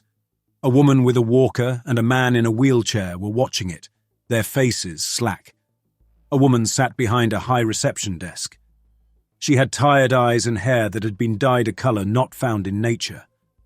A plastic name tag read, "Brenda, RN." She looked up from her paperwork, her gaze taking in Cafferty's uniform and my new coveralls. Her expression soured. "Can I help you?" she asked, her tone suggesting she very much hoped she couldn't. "We're here to see Arthur Brennan," Cafferty said, his voice leaving no room for negotiation. Brenda's eyebrows went up. "Arthur? Does his family know you're here? He has a standing no visitors order unless cleared by his son." "This is official NASA business," Cafferty said, placing his credentials on the counter. It wasn't entirely true, but it had the desired effect. Brenda looked at the ID, then back at us. Her professional hostility melted into wary curiosity. "NASA? What does NASA want with Arthur?" "We just need to ask him a few questions," I said. She sighed. "Look, I don't know what you think you're going to get. Arthur has good days and bad days, mostly bad. He gets confused, thinks he's still on the moon half the time." She stood up. "Fine. But if he gets agitated, you're out. I don't have the staff to deal with one of his episodes today." She led us through a set of double doors into a long hallway. The walls were lined with framed, generic prints of sailboats and flowers. The floor was scuffed linoleum, and I could see the overlapping circles left by a buffer machine that was never held in one place long enough to do the job right. We passed residents in the hall. An old man in a plaid robe shuffled by, whispering to himself. A woman in a wheelchair stared at me, her eyes wide and unfocused. "Is it time for lunch?" she asked as we passed. "It's always time for lunch." Brenda stopped in front of a door marked Room 47. "He's been quiet today," she said, lowering her voice. "That usually means he's riding on the walls again. Try not to encourage him." She gave us a final disapproving look and walked away. Cafferty stood beside the door, taking up a position. He was the guard. This was my job. I put my hand on the doorknob. I was about to meet a man who had somehow known I existed before I knew he did. I pushed the door open and stepped inside. The room was small. The single window was covered with a thin curtain, casting the room in a dim grey light. The walls were a chaotic mural of equations, diagrams, and strange, spidery text, scrawled in what looked like black marker. In the centre of the room, a man in pyjamas sat in a wheelchair, his back to me, facing the wall. "You're late," he said. He didn't turn around. "No, early. No, exactly on time." He slowly turned his wheelchair to face me, and my world, which had already been cracked open, broke completely. For my entire life, every face had been a puzzle I couldn't solve, a random collection of features. But this face, I knew this face. It was the face of a young man with sharp, intelligent eyes, his skin pulled taut over his cheekbones. It was the face of a middle-aged man, with lines of worry and laughter etched around his mouth. It was the face of an old man, his skin as thin as paper, his eyes clouded with a deep, ancient weariness. I was seeing all of him at once, every age he had ever been, overlaid on top of each other like a stack of transparent photographs. Young, old, and everything in between, all looking at me from the same set of eyes. For the first time in my life, I wasn't just seeing a face. I was recognizing a person. And the shock of it, the validating rightness of it, buckled my knees. I had to grab the doorframe to keep from falling. "There you are," Arthur Brennan said, his many faces settling into a sad, knowing smile. "I've been waiting a long, long time for you, Bobby." I held onto the doorframe. My brain, which for 43 years had been a locked room when it came to faces, was suddenly a grand ballroom with all the lights thrown on. It wasn't just a face. It was a history. I could see a mission patch on the young man's pajamas, the shadow of a wedding ring on the middle-aged man's hand, the tremor in the old man's fingers. It was all there, all at once. "How—" I managed to get the word out. "How do I know you?" "You don't," Arthur said, and his layered voice was both young and old. "Not yet. But I know you. I've been watching you mop the floor in the VAB for 11 years. The Tuesday you started was a very important Tuesday. It just hasn't happened yet." He pointed a translucent finger at me. "Your cat's insulin. The woman in the suit gave him the right dose. I was worried. Last time he flinched and she gave him a fur shot. Injected the insulin right into his hair, a whole wasted dose." My grip on the doorframe tightened. My cat. He knew about my cat. This wasn't dementia. This was something else entirely. Cafferty was a shadow in the hallway behind me. The 2 hours Hollis gave me felt like 2 seconds.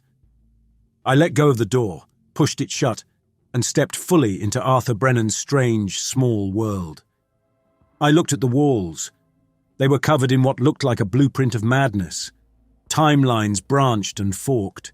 Equations circled back on themselves. Names were written and crossed out.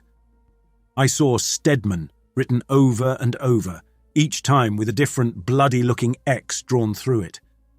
"You have to stop him," Arthur said, following my gaze. "He breaks the seal every time, thinks he's talking to them, but all he's doing is ringing the dinner bell." "The seal?" I asked. "What seal?" "The beacon. The one on the moon," he said, his eyes unfocusing for a second. "I'm there right now. It's cold. I'm touching the core. It sings, Bobby. A song 4 billion years long. When Stedman turns it back on, the song ends with everyone forgetting how to breathe.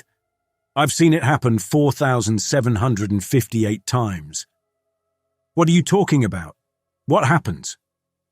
"The evaluation," he said, as if it were the simplest thing in the world. "They check the crop. See if the experiment is ripe. We're not ripe. We're bitter fruit every time. So they plough the field and plant again." He leaned forward, his multiple faces converging into one ancient expression.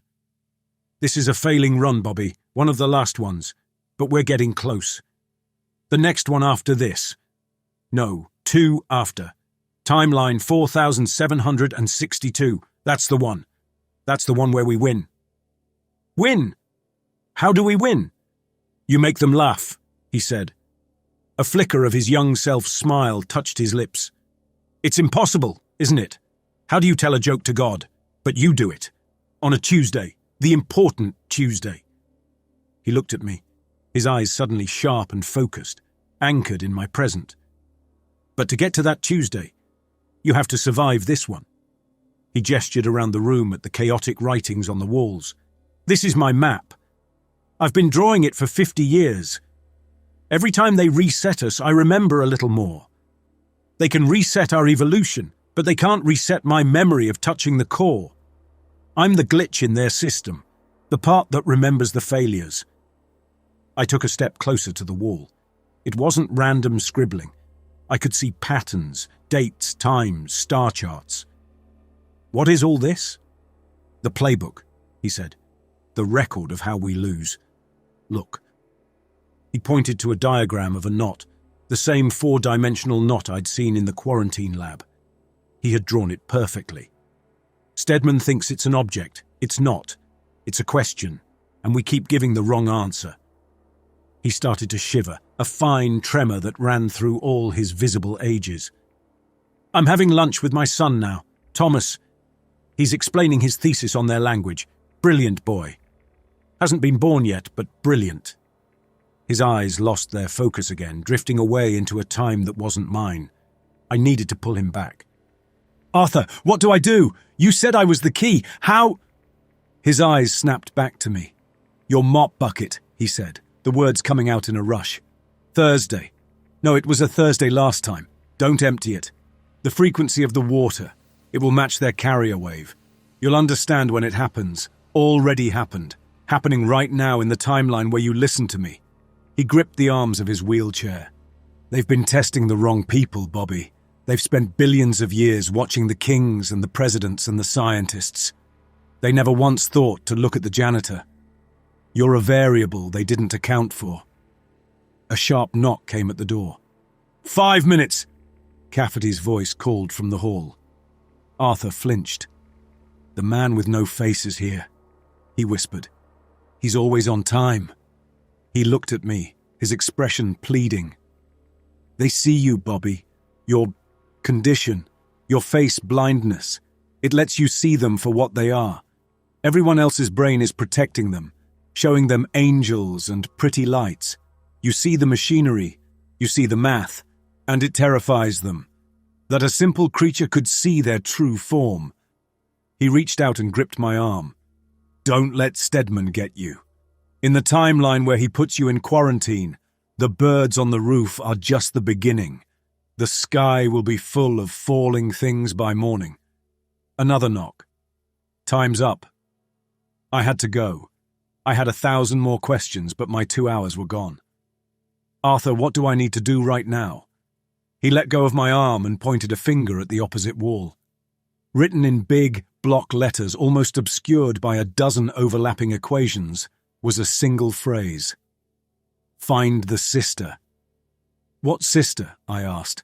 "Who is she?" But he was gone again. He had turned his wheelchair back to the wall and was talking to his son, his voice a happy murmur. He was having lunch in a future that might never happen. I backed out of the room. Cafferty stood there, impassive behind his sunglasses. "Did you get what you needed?" I thought about the timelines, the number 4762, the laughing gods, the mop bucket, and the sister. I hadn't gotten answers. I had gotten a whole new set of questions, each one bigger and more terrifying than the last. "Yeah," I said. "I think so." As we walked back down the hallway, past the sailboats, the flowers, and the woman who was still waiting for lunch, I knew one thing for sure. The problem wasn't the shimmering knots of energy hanging in our sky. The problem was that they were just the visible part of a machine that had been running for 4 billion years.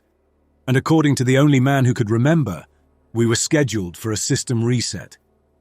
The car door shut, and the smell of cooked peas and disinfectant was replaced by the chill of the sedan. Cafferty didn't say a word. He put the car in drive and pulled out onto the road, a silent, implacable chauffeur to the apocalypse. I leaned my head against the cool glass of the window and watched the world slide by. Everything looked the same, but it was all a lie.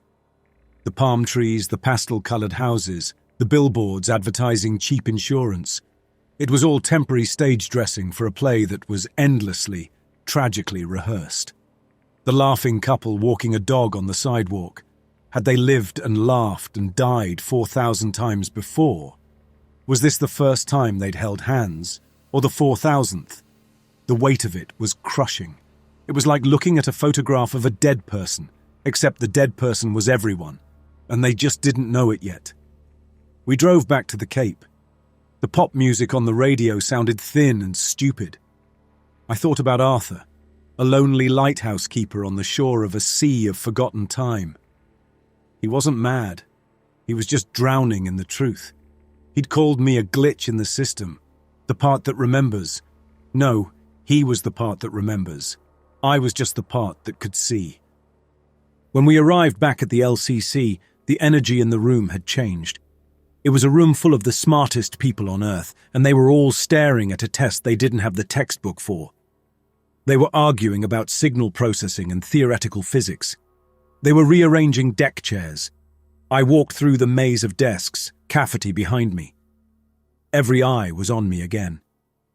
I was the oracle returning from the mountain. They were hoping I'd come back with a solution. I'd come back with a death sentence and a riddle. I stopped at the foot of the platform. Hollis was there, a phone pressed to her ear. Stedman was at her side, pointing at a screen and talking in an urgent tone. He was reasserting his authority, using the language of data to erase the memory of the birds on the roof. Hollis saw me, finished her call, and looked down. "Report," she said. I looked at Stedman. He was watching me with an expression of smug certainty. He knew I'd been to see a madman. He was ready for me to deliver proof of my own insanity. "He's not suffering from dementia," I began. "It's temporal disorientation. He experiences time non-linearly." Stedman let out a soft, pitying chuckle. "Oh, for heaven's sake, Patricia, he's quoting science fiction tropes." I kept my eyes on Hollis. "He was an astronaut. Apollo program. He said he was on a mission in 1974, and he touched something on the moon. A core. A beacon." The name Apollo and the date made Hollis go very still. I saw a flicker of something in her eyes, a possible connection, a loose thread in the official story. "There was no Apollo mission in 1974, she said. "According to him, there was," I said. "He said that when he touched the beacon, it stopped broadcasting a signal that had been active for 4 billion years. And that's when they started coming here. He calls it an evaluation. He says it's happened before, thousands of times, a reset." The room, which had been buzzing with conversation, went dead silent. "This is unacceptable," Stedman boomed. "This is not intelligence, it is psychosis. He has been contaminated by a delusional patient. He is compromised. Deputy Administrator, I am formally recommending that Mr. Hatch be placed in medical quarantine until he can be psychologically evaluated. He is a security risk." "He also said," I continued, speaking over him, "that the biggest mistake we could make is to reactivate the lunar beacon. He said it's like ringing a dinner bell." I looked directly at Stedman. "He said you would be the one to do it." Stedman was speechless. The accusation was so specific, so direct it was impossible to dismiss as simple madness. It was a move in a game he didn't know we were playing. Hollis was running the calculations. The cost of believing me versus not. "And what," she finally asked, "did he say we should do?" "He gave me a name, or a title. He said we have to find someone. He said, find the sister." "Find the sister," Stedman repeated, his voice dripping with scorn. "That's it. That's our salvation. A cryptic message from a nursing home. This is a farce." He turned to Hollis. "Patricia, we have 6 sentient, non-baryonic entities in our immediate vicinity. We are on the verge of the greatest scientific discovery in human history. I am trying to establish a communication protocol based on mathematical first principles. You cannot allow this circus, to derail the most important work anyone has ever done. We need data. We need science, not prophecies." He was right. Everything he said was logical. Everything I said was insane. I had nothing but the word of a man who thinks he's having lunch with his unborn son. I had lost. Then I remembered. He's the only person I've ever recognized in my life, I said. Hollis frowned. What do you mean? My prosopagnosia, my face blindness, I explained. I don't recognize faces, not even my own. But when I looked at him, I saw him, all of him, young, old, all at the same time. I recognized him. It was the one piece of evidence I had that wasn't a story. It was a physical neurological event that defied explanation. A data point that belonged to me alone. Stedman had no scientific explanation for that. It was outside his models. It was a glitch he couldn't account for. Hollis stared at me, then at Stedman. She looked at the main screen, at the knots that were waiting for us to make our move. She was at a crossroads, science or superstition, the protocol or the prophet. Get me a list, she said. Every woman with a security clearance who worked on the Apollo program, directly or indirectly, I don't care what her job was. Analyst, engineer, secretary, janitor. If she was female and she was on the payroll between 1961 and 1974, I want her name. Cross-reference it with anyone who might have the honorific sister. Nuns, religious orders, whatever. I want that list in 1 hour. She had made her choice. She was going to follow the crazy lead. Stedman looked at her as if she had just ordered the LCC to be painted pink. Patricia, you cannot be serious. I am a janitor short of a miracle, Lawrence, she said, her voice as hard as diamond. I'll take whatever lead I can get. She turned back to me. Go back to your station, Mr. Hatch. Keep watching, and pray you didn't just waste what little time we have left. I walked back to my station. I sat in the too comfortable chair and stared at the 6 screens. The knots were still there, turning, twisting and practicing their mathematics. Behind me, an army of analysts was digging through 50-year-old personnel files, hunting for a ghost with the title of Sister. It felt like a fool's errand, a shot in the dark based on the words of a man unstuck in time. I focused on the screen showing the water tower. The entity inside was behaving differently from the others. It was calmer. The lines of its knot were smoother, the patterns repeating in a hypnotic rhythm. What are you doing? I whispered to the screen. That's the question, isn't it? Dr. Stedman was standing behind me. I hadn't heard him approach. He was holding a tablet and had a look of serene, professional interest on his face. It was the face of a doctor studying a fascinating disease. The fury from before was gone, buried under layers of academic composure.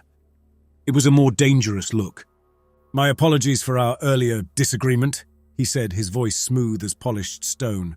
The stress of the situation. I was operating from an incomplete data set. He gave a small self-deprecating smile. You, Mr. Hatch, are a very significant new data set. I didn't say anything. I just watched the knot in the water tower. In fact, Stedman continued, your input is so unique that it's imperative we process it correctly. Your descriptions, while vivid, are not scientifically rigorous. They need to be translated into a framework we can analyze. He gestured to a young man who had come to stand beside him. The man was tall and thin, with dark, intelligent eyes that seemed to take in everything at once.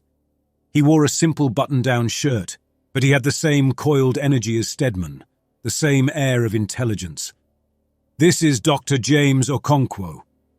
He's my protégé, a brilliant mind.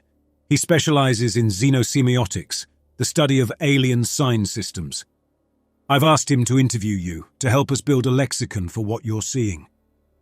It was a brilliant move. He wasn't trying to silence me anymore. He was trying to own me. He was going to put my working-class words through his academic machine and rebrand them as his own discovery. Dr. Okonkwo gave me a polite, nervous nod. Mr. Hatch, it's an honor. He pulled up a stool and sat near my console. He had a tablet of his own. Stedman stood behind him, a benevolent king watching his heir perform. Let's start with the VAB entity, Stedman prompted. You said it was practicing. Could you elaborate on that? I looked at the screen. The knot was still splitting and reabsorbing that little piece of itself. It's like, you know when you're learning to tie your shoes? I said, looking at Okonkwo. "And you do the first loop over and over until you get it right? It's doing that. It's practicing one tiny piece of a bigger job." Okonkwo typed something on his tablet. "Fascinating. A demonstration of procedural memory formation," he said to himself. "And when you first saw them," Stedman prodded, "you described them as a choice being made. What did you mean by that?" I tried to find the words. It was the hardest part to explain. "It's not in one place. Not at first. It's in all the places it could be all at once, like a shimmer of possibilities. And then it just picks one. And it's there. Solid. Like it made up its mind." Okonkwo's fingers froze over his screen. He slowly looked up from his tablet. "Say that again," he said. "I said it's everywhere it could be, and then it's in one spot," I repeated. Okonkwo leaned forward, his professional calm gone. "Before it picks one," he asked, "can you see all the possibilities simultaneously?" "Yeah," I said. "It's a blur. A smudge of maybes." Okonkwo put his tablet down on the desk. He looked at Stedman. "He's not using metaphors," Okonkwo said. "My God, Lawrence, don't you see? He's describing quantum superposition, not as a theory or mathematical probability. He is observing it. He's seeing the wave function, and when he says it makes a choice, he's seeing the moment of eigenstate collapse." Stedman stared at his protégé, his polite smile frozen on his face. This was not how the interview was supposed to go. Okonkwo was supposed to translate me, not validate me. "James, let's not get carried away," Stedman said. "It's a fascinating neurological correlation, but it's not a correlation." Okonkwo stood up, his excitement making him reckless. "It's direct perception. For 100 years, we've debated whether the wave function is a real thing or just a mathematical tool. And this man sees it. He sees reality at the most fundamental level." He turned back to me, his eyes full of a million questions. "The knot, the four-dimensional shape you described, does it exist in a fixed state, or is it also in superposition?" "It's fixed," I said. "The knot is the thing that's making the choices." Okonkwo let out a shaky breath and ran a hand through his hair. He looked at Hollis, who had been watching the entire exchange in silence from her platform. "Deputy Administrator, Dr. Stedman is wrong. Mr. Hatch is not a data point that needs translation. He is the Rosetta Stone. We've been trying to read a book written in a language we don't understand, and he's the only man on Earth who is fluent." The silence in the room was absolute. Stedman's face was a storm cloud of fury and disbelief. His own chosen instrument, his brilliant protégé, had not only defected but had just handed me the keys to the entire scientific kingdom. A voice from the back of the room broke the spell. "Ma'am, we've got a match." Every head turned toward a young analyst sitting at a back-row console. "The list," she said. "Apollo program, female personnel, cross-referenced for Sister. I've got one. Margaret Dunn. She was a data analyst from 68 to 74. She left NASA to join the Order of St. Benedict. She's listed as Sister Margaret at the St. Joseph's Homeless Shelter in Titusville, a 10-minute drive from where we were sitting." Hollis looked at me, then at Okonkwo, then back at me. The prophet in the nursing home had given us a riddle. The janitor had just been declared a quantum seer, and now we had a name, a nun who used to work for NASA, a sister. The path forward was no longer a shot in the dark. It was a brightly lit, utterly insane road, and we were already on it. The analyst who found the name looked like she might faint. The rest of the room was a sea of stunned faces, all looking at me. I was the source of this madness, the unlikely prophet who had somehow pulled a real name out of the ether. Dr. Okonkwo stepped forward. "We need to go. Immediately." Stedman moved to intercept him, placing a hand on his arm. "James, stop. Think for a moment. This is a classic false positive, a coincidence generated by a chaotic system. You're a scientist. You can't chase ghosts." "With all due respect, sir," Okonkwo said, gently removing Stedman's hand, "Mr. Hatch is not a chaotic system. His perception is a coherent one. He sees quantum reality. That reality led us to a man who experiences non-linear time. That man gave us a clue that led to a specific person who was in a specific place at a specific time. He turned to Hollis. It's following the first logical data trail we've had all day. Hollis nodded, her decision made. Cafferty, you'll escort Mr. Hatch and Dr. Okonkwo to the shelter. Understood, ma'am. Cafferty's voice boomed from the doorway. The ride to Titusville was different this time. Okonkwo sat in the back with me. He kept looking at me, then looking away like a kid who'd just found a rare insect and was afraid of scaring it off. I have so many questions, he said. The way you described the superposition, is it a constant state, or does it require conscious focus?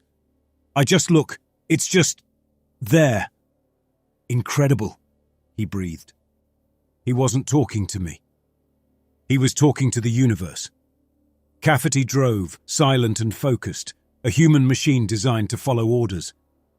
We pulled into the parking lot of the St. Joseph's homeless shelter, just as the sun was beginning to dip towards the horizon, painting the sky in shades of orange and bruised purple.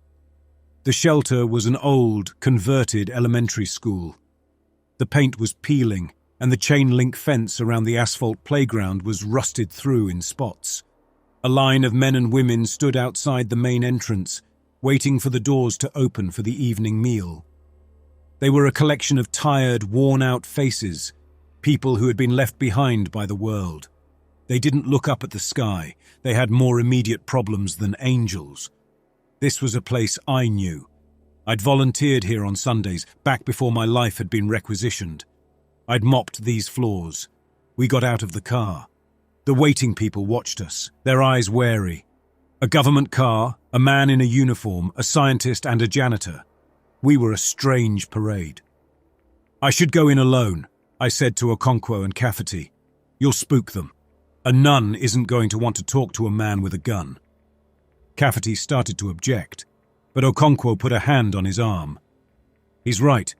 The observation might affect the experiment. He looked at me. We'll wait here. Try to be quick. I nodded and walked toward the entrance. The people in line made a small space for me to pass, their eyes following me with curiosity and suspicion. I pulled open the heavy wooden door and stepped inside. The main room smelled of coffee, boiled cabbage and damp wool. Cots were lined up in neat rows, each one a small, temporary kingdom. A woman with a kind, wrinkled face and a simple grey habit was directing two volunteers who were setting up folding tables. Her hair was white, cut short, and her eyes were a clear, startling blue. They were the eyes of someone who had seen too much, but had decided to keep looking anyway. "Can I help you?" she asked. "I'm looking for Sister Margaret." A gentle smile touched her lips. "You've found her." She wiped her hands on her apron. "Are you here for a meal?" "No, sister," I said. "My name is Bobby Hatch. I work out at the Space Center." Her smile faded slightly. The blue in her eyes sharpened. She looked at my new, ill-fitting coveralls, at my tired face, and at something deeper inside me that I didn't know was there. "I know," she said. "I've been wondering when you'd get here." "How could you know?" "Come," she said, ignoring my question. She gestured toward a small door behind the main counter. "My office is this way. The men will be coming in for their meal soon. This is not a conversation for a crowd." I followed her. Her walk was steady, her back straight. She moved like someone who knew her purpose, who had made peace with her place in the world. She led me into a tiny, cluttered office. The desk was piled high with paperwork. A crucifix hung on one wall, and a framed photograph of the Earth taken from orbit hung on the other. The blue marble. She closed the door, and the sounds of the shelter faded to a low murmur. She stood by the photograph of Earth. I was a data analyst at the Cape. From '68 until the day Apollo 24 came home, I processed telemetry, radio signals, biomedical readings, atmospheric data. My job was to find the patterns, to see the signal in the noise.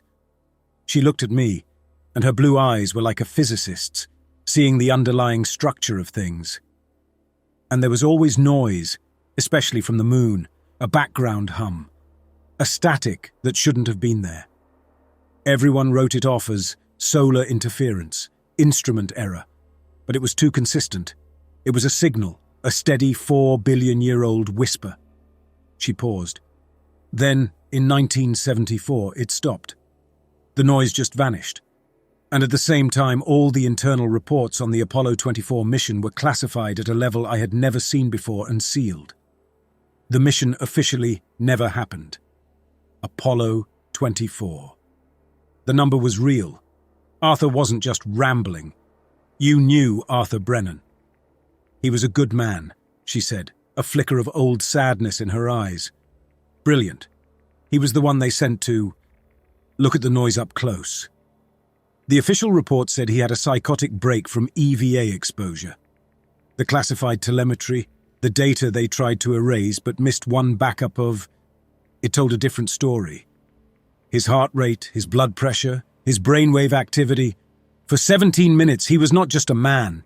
He was processing, experiencing something on a scale no human mind was built for. And when he came back, the signal from the moon was gone. She took a breath. The kind you take before you tell the secret you've been holding for 50 years. The mission wasn't a failure.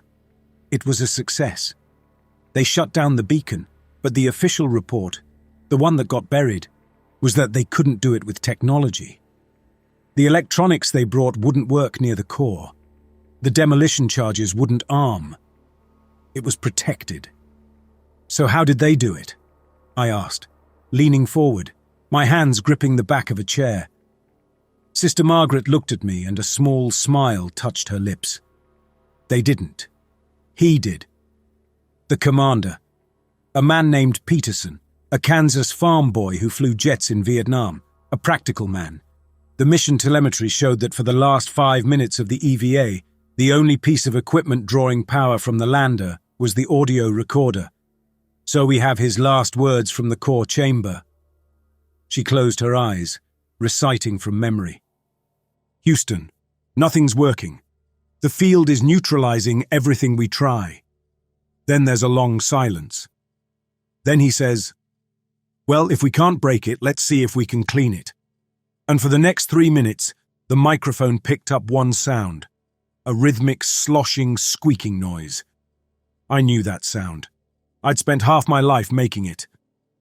When they came back, she continued, Commander Peterson's final mission report, the one he filed before they silenced him, had one line that was redacted from every other copy. I only saw it for a second before the file was pulled from my terminal. It said, Mission objective achieved via application of standard-issue janitorial solution J47 to the core's primary resonant surface. She opened her eyes and looked at me.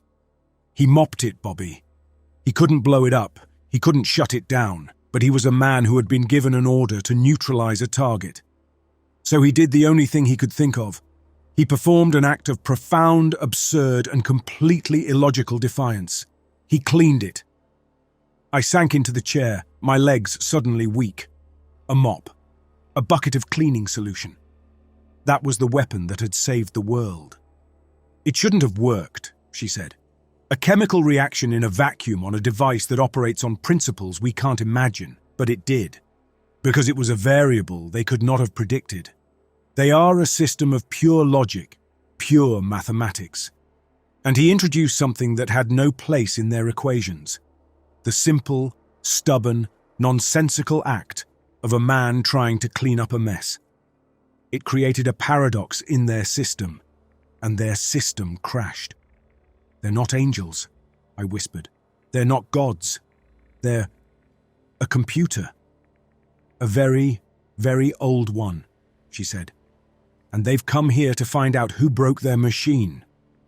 They've been watching us, testing us, trying to understand the illogical variable that is humanity. She took a step closer to me.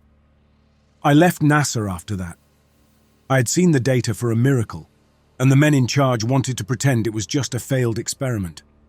I decided to spend my life working with a different kind of mess. They're not testing our intelligence, Bobby. They've known for 4 billion years that we're a clever species of ape. They're not testing our strength. They can turn off the sky if they want to. They are testing the one thing they don't understand: our capacity for the illogical, our ability to find meaning in meaninglessness, our willingness to mop a flaw in the face of God. I thought of Arthur's words. You make them laugh. It wasn't about telling a joke. It was about creating a paradox, presenting them with a truth so fundamentally human and illogical that their system couldn't compute it. The door to the office creaked open. Cafferty stood there. "Time," he said. I stood up. "Thank you, sister." "God be with you, son," she said. She put a hand on my arm. "Remember, it's not the grand gestures they're judging, it's the small, unreasonable ones." The door of the shelter closed behind me, shutting out the smell of cabbage and compassion. Okonkwo and Cafferty were waiting by the car, two starkly different figures of authority. Okonkwo looked like he was about to vibrate apart with intellectual excitement. Cafferty just looked bored. I got in the back seat. My mind wasn't in the car. It was 50 years in the past, in a vacuum, with a man from Kansas and a standard-issue mop. "Well?" Okonkwo asked, leaning forward from the front seat as Cafferty pulled out onto the street. Was Arthur's lead accurate? She was a data analyst, Apollo program. She told me about a mission, Apollo 24, the one that officially doesn't exist. I told them everything: the secret mission, the beacon, Arthur touching the core, and the final act of Commander Peterson. I told them about the mop. Cafferty didn't react. He just kept driving. But in the rearview mirror, I could see his eyes widen slightly behind his sunglasses. Okonkwo, on the other hand, was transfixed. He just listened, his scientific mind piecing together the unbelievable variables. When I finished, he was silent for a full minute, staring out at the passing storefronts of Titusville. "A paradox," he finally whispered. "It's information theory. A system can only process data that conforms to its core logic." Commander Peterson introduced a piece of data so illogical, so fundamentally outside its operational parameters, that the system couldn't compute it. It's like trying to divide by zero. The only possible result is an error state. He turned to me. "The evaluation, it's not a judgment. It's a diagnostic test. They're trying to find the source of the error. And that source was us. Our ability to do things that make no sense at all." That's when the car radio died.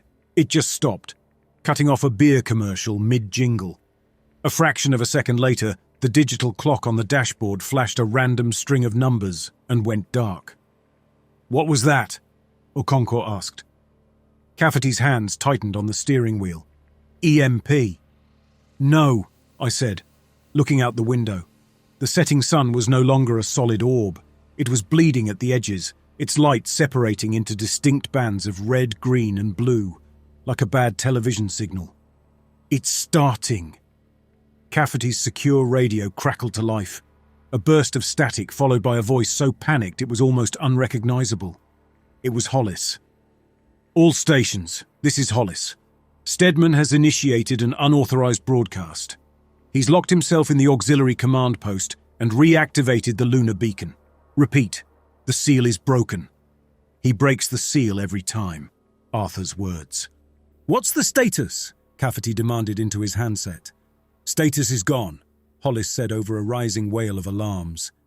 "The entities are destabilizing. The physics in the VAB have completely collapsed. It's a singularity with walls around it. Get back here. He's started a countdown and we don't know how long it is." Cafferty stomped on the accelerator. The sedan fishtailed for a second before the tires gripped, throwing us back in our seats. The world outside was starting to fray. Streetlights flickered on and off in unison. A flock of pigeons flew straight into the side of a building, like the building hadn't been there a second ago. I could see it. For a split second, I saw the road ahead of us and the ditch beside us at the same time. Two overlapping realities, and Cafferty was driving straight down the seam between them. By the time we screamed through the KSC security gates, the world had gone mad. The air was shimmering. The ground itself seemed to be vibrating at a low frequency. People were running from buildings.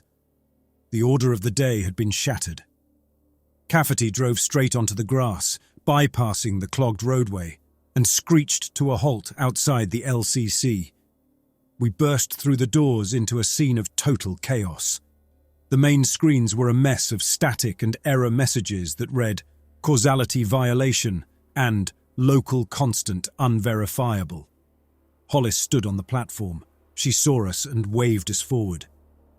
"He did it," she said as we reached her. "He's broadcasting a sequence he designed. His proof of humanity's intelligence. He thinks he's having a conversation." "What's he really doing?" Okonkwo asked. "He's showing them exactly where the error is," she explained. "He's pointing a giant cosmic arrow at us. The entities are collapsing into their primary function. It's not an evaluation anymore. It's a sterilization protocol. The countdown has started."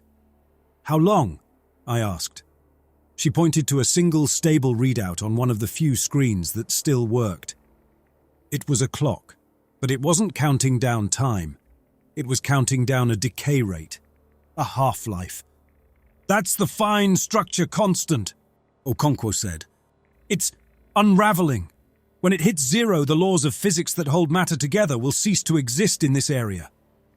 The clock read 93 minutes. We had an hour and a half before this part of Florida, and everything in it was erased from the universe. I looked at Okonkwo. He was scribbling equations on a tablet, trying to calculate the decay rate, trying to find a loophole in the math of our extinction. "It's not the math," I said. He looked up, his eyes lost. "What?" "It's not the math," I repeated. I turned to Hollis. She was on the phone trying to explain to someone in Washington, D.C. that, no, this was not a situation that could be bombed. I walked up to the platform. I didn't wait for her to finish. "Mum, you're using the wrong tools." She lowered the phone. "What are you talking about, Hatch?" "Commander Peterson, Arthur Brennan, Sister Margaret. They all gave us the answer. We keep trying to talk to them. To prove we're smart. That's not what they want. They already know we're smart. They're waiting for us to prove we're unreasonable." "What's your point?" she demanded, her patience gone. "The sound," I said. "The water." Arthur said the frequency of the water would match their carrier wave. Sister Margaret said the last sound from the moon was a mop. They're not waiting for a signal. They're waiting for a noise, the same noise that broke them the first time. A figure pushed through the crowd. It was Carl. He was holding a ruggedized military-grade hard drive. "The whole grid is failing," he said. "The anomalies are going critical. But the old tunnels, the power grid down there is shielded. I've still got camera feeds." He had come to the heart of the crisis because his world, the world of observation, was ending. Hollis stared at me, then at Carl, then at Okonkwo. She looked like a captain whose navigators were all pointing in different, insane directions. "Are you telling me the solution to this is janitorial work?" "Yes," I said. And Okonkwo, his face suddenly illuminated with a brilliant understanding, finished the thought. "Yes, of course. The paradox. We can't outthink them, so we have to do something they can't think about. The water in the bucket, the specific mineral content of the Cape's water supply, sloshing at a human-generated rhythm, a non-repeating, slightly chaotic frequency. It's not a signal, it's an anti-signal. It's an injection of pure biological noise into a purely logical system. The ammonia solution. It's not about chemistry, it's about the particles aerosolizing, creating a localized field that disrupts their ability to maintain a stable quantum state. It's a quantum disruption device powered by a human being." He was translating it. He was turning my insane idea into science. "I have to go to the VB, I said. "To the center of it. I have to clean the floor." "Impossible," a technician said from his console. "The gravity flux in there is off the charts. You'd be torn apart before you got 10 feet inside." "No," Carl said. He slapped the hard drive down on the console. You wouldn't. Not if you know where to walk. He plugged the drive in, and a new image appeared on one of the few working screens. It was a wireframe map of the VAB, covered in flickering red zones. The physics are unstable, but they're not random. For 9 years, I've been recording the safe spots, the places where the anomalies don't happen, the pockets of reality that are still holding on. I have a map. I can get him there. Hollis looked at the countdown clock. 81 minutes. She looked at me, a janitor, a quantum seer, the last unreasonable hope. All right, get him his mop. Okonkwo, you're his scientific liaison. Carl, you're his guide. Cafferty, you're his protection. She looked at all of us. This is now the mop bucket protocol. Get it done. Carl led us down to the service tunnels, the concrete veins that ran beneath the entire facility. He took us to a janitorial supply closet, indistinguishable from 1,000 others I'd worked out of. The air smelled of pine sol and old dust. I stood before the row of mop carts. I found mine. It was old, the plastic faded, one wheel squeaking just right. I grabbed my bucket, my mop, the familiar jug of ammonia solution. It felt more real, more powerful than any of the blinking machines upstairs. This was my world. These were my tools. Ready? Carl asked. I looked at him, at Okonkwo, at Cafferty, a security guard with a map of broken reality, a scientist who could translate my job into the language of creation, a soldier to guard the door. It was the strangest mission crew in the history of spaceflight. Yeah, I said, gripping the handle of my cart. I have a job to do. We moved through the service tunnels. Carl led, holding a tablet displaying his map of red zones and safe pathways. Okonkwo was beside him, pointing out energy fluctuations on his own device, fine-tuning our path. I pushed my cart, the squeak of its one bad wheel a grounding rhythm in a world that had lost its own. Cafferty brought up the rear, his hand never far from the sidearm on his hip, a man prepared to shoot a problem that couldn't be shot. The tunnels themselves were rebelling. We'd walk down a long, straight corridor, and the air would suddenly feel like walking through water. Temporal shear, Okonkwo would murmur. It's shallow, just push through. It felt like walking against a current for 10 feet, and then we'd stumble out the other side, the air thin again, a minute having passed on our watches when the walk should have taken seconds. Twice we reached a junction Carl's map said was clear, but the tunnel ahead was gone. It was a smooth concrete wall where a hallway should have been. Reality edit, Carl would say. They're patching the holes, give me a minute. He'd consult his logs, cross-referencing timestamps. Okay. The backup route from 2019 is still there, but we have to move fast. We were walking through the footnotes of Carl's 9 years of lonely observation. The map was his life's work, the validation of every strange night he'd ever spent watching the world twitch. Finally, we reached a heavy steel door marked VAB Transfer Aisle Access 7. This was it. Carl put a hand on the door. On the other side, my map gets fuzzy. It's the epicenter. The rules are different in there. Stick to the path I give you. Don't touch anything. Don't look at anything for too long. He glanced at me. Ready, Bobby? I nodded. I filled my bucket from a maintenance spigot, the water echoing loudly in the concrete tunnel. I added the ammonia. The sharp, clean smell cut through the scent of ozone and dust. It smelled like work. It smelled like home. Cafferty pushed the door open. The sound that hit us was a deep, pressure-filled silence that felt like it was trying to crush my skull. The VAB wasn't a building anymore.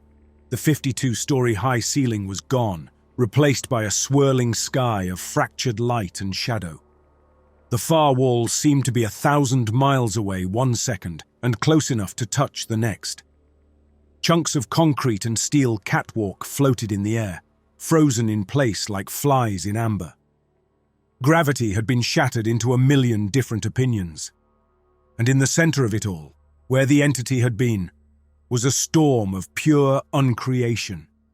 It was the visual equivalent of a scream, A vortex of living mathematics pulling light and space and time into itself. It was the source.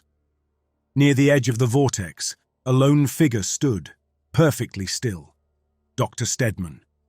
He was staring directly into the heart of the storm, his face lit by its changing patterns. His mouth was open, but no sound was coming out. He wasn't catatonic. He was enraptured. He had gotten his direct communication, his mind-to-mind conversation with a god, and it had hollowed him out, leaving nothing but an empty shell captivated by the thing that had consumed him. "We have to go around him," Carl said. He pointed to a path of relatively stable-looking concrete that snaked its way toward the center. The calm spot I logged last year. It should still be there. We started forward, single file. Okonkwo held up a device. The half-life is accelerating. The closer we get, the faster reality decays. We have maybe 20 minutes in here before the physics are too thin to support our molecular structure. We walked the path. To our left, a forklift was melting into the floor like a candle. To our right, a section of the floor was aging and decaying in fast forward, turning from smooth concrete to cracked dust in the space of a minute. I just focused on pushing the cart. We reached it, a perfect circle of concrete, about 30 feet in diameter, in the very eye of the hurricane. Here the air was still. The gravity was normal. The light was just light. It was a tiny island of mundane reality in an ocean of cosmic insanity. "This is it," Carl said. "Bobby, this is as far as we go." I looked at the chaos swirling around our little sanctuary. I looked at the broken man who was once Dr. Stedman. I looked at my bucket, my mop. This was the most important job in the history of the world, and the instructions were the same as they'd always been. I took the mop from its clip. I plunged it into the bucket, the ammonia-laced water sloshing with a sound that felt deafeningly loud in the silence. I lifted the wet mop, swung it over the wringer, and pushed down on the lever. I laid down the first wet, clean stroke of the mop. The grey fibres glided across the concrete, leaving a dark, glistening trail. I drew the mop back, swung it over the bucket, and repeated the motion, overlapping the first stroke by half, a perfect grid, the way I'd always done it.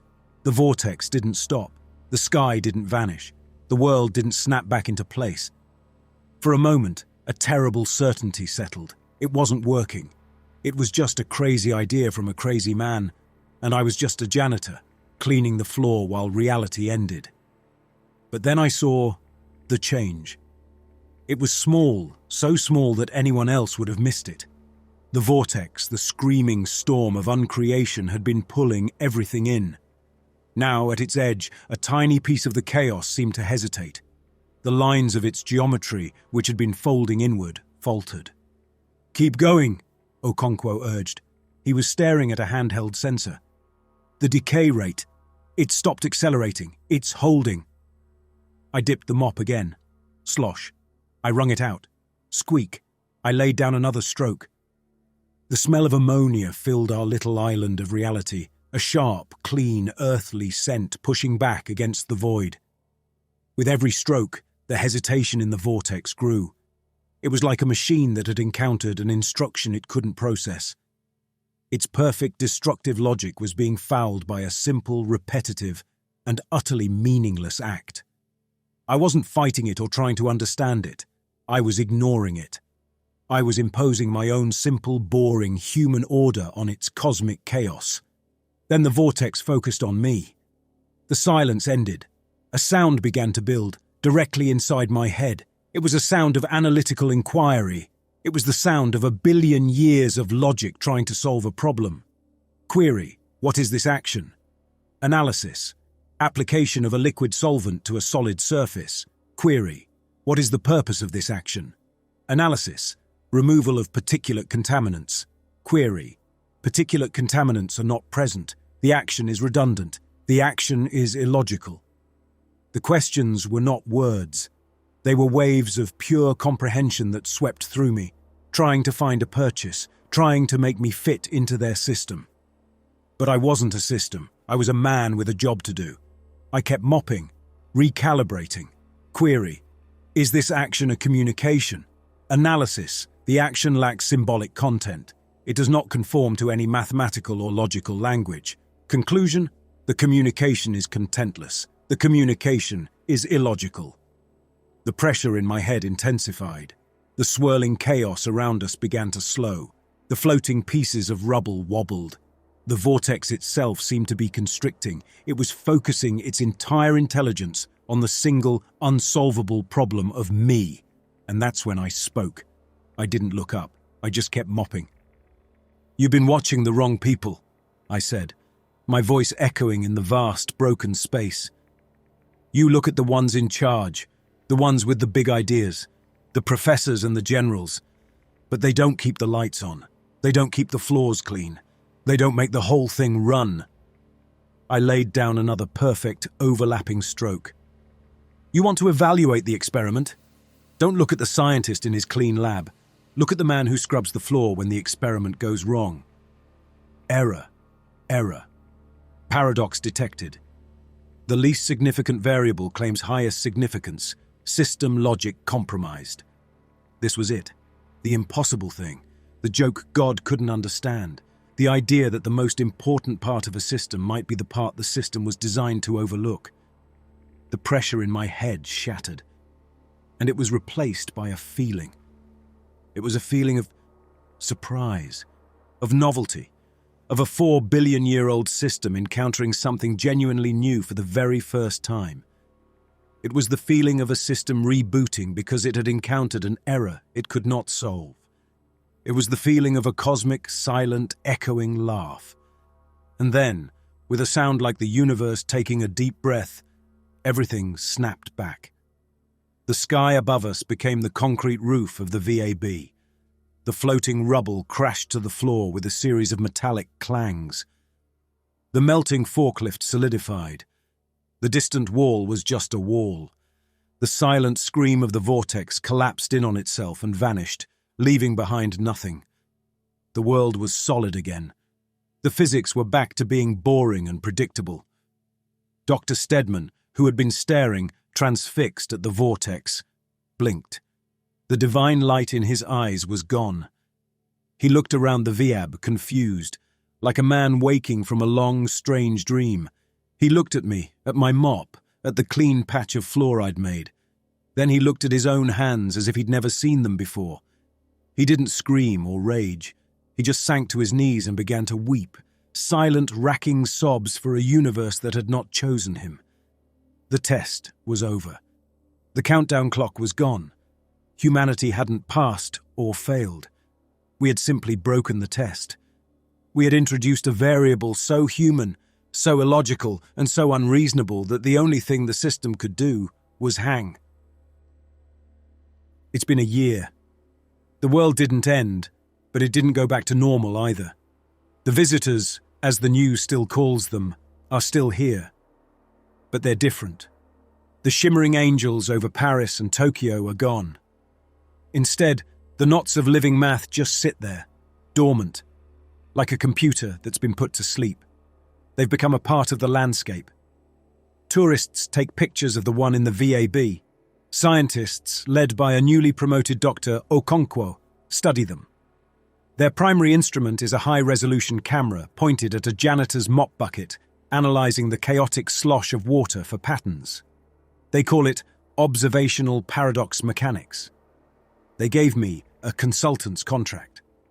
The pay is ridiculous. It's more than Stedman ever made. I signed the papers, but I turned down the office. My job hasn't changed. I still work the night shift. Someone has to keep the floors clean. And I'm the only one who knows how important that job really is. I still wear my old, worn-in coveralls. They feel right. The new ones are folded in a locker, a costume I never want to wear again. Dr. Stedman is at Sunrise Memory Care now, in the room right next to Arthur's. He spends his days writing equations on the walls with whatever he can find. Okonkwo says the equations are brilliant, that they perfectly describe the builder's multi-dimensional physics. The nurses just say he's writing on the walls. He's found his own kind of peace, I think. He finally has an audience that will listen. Arthur is still Arthur, adrift in his ocean of time. But some days are better. Every Tuesday, like clockwork, he becomes perfectly lucid, anchored in the present. It's the Tuesday he was always talking about, the one that finally happened. His son, Thomas, the brilliant linguist who hadn't been born yet, came back. He's studying his father's condition, trying to build a bridge across the timelines. Sometimes, on Tuesdays, they have lunch. Carl got a promotion. He's in charge of a new department at NASA, the Office of Anomalous Documentation. His 9 years of logs are their founding texts. He still works the night shift, though. He says you see things better in the dark. I still see them sometimes. Not the big, terrifying vortex, but little flickers at the edge of my vision. A patch of air that shimmers. A shadow that falls toward the light. It's like they're still here, still watching. But now, they watch differently. They're not looking at the launch towers or the control rooms anymore.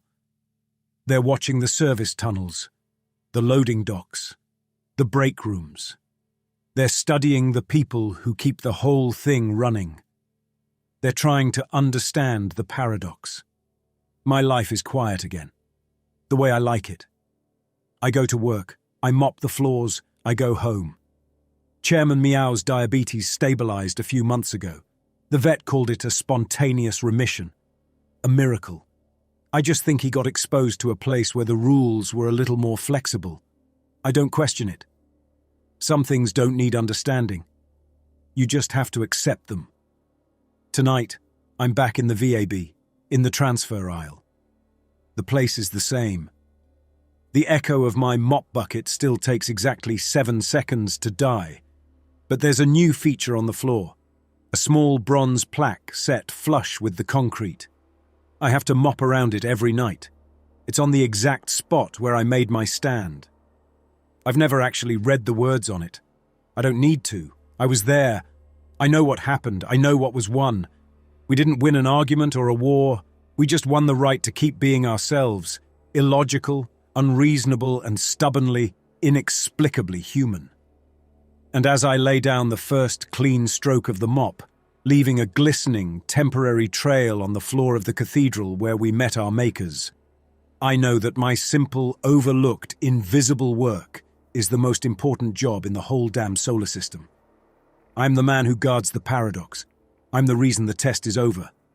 And the floors are still dirty.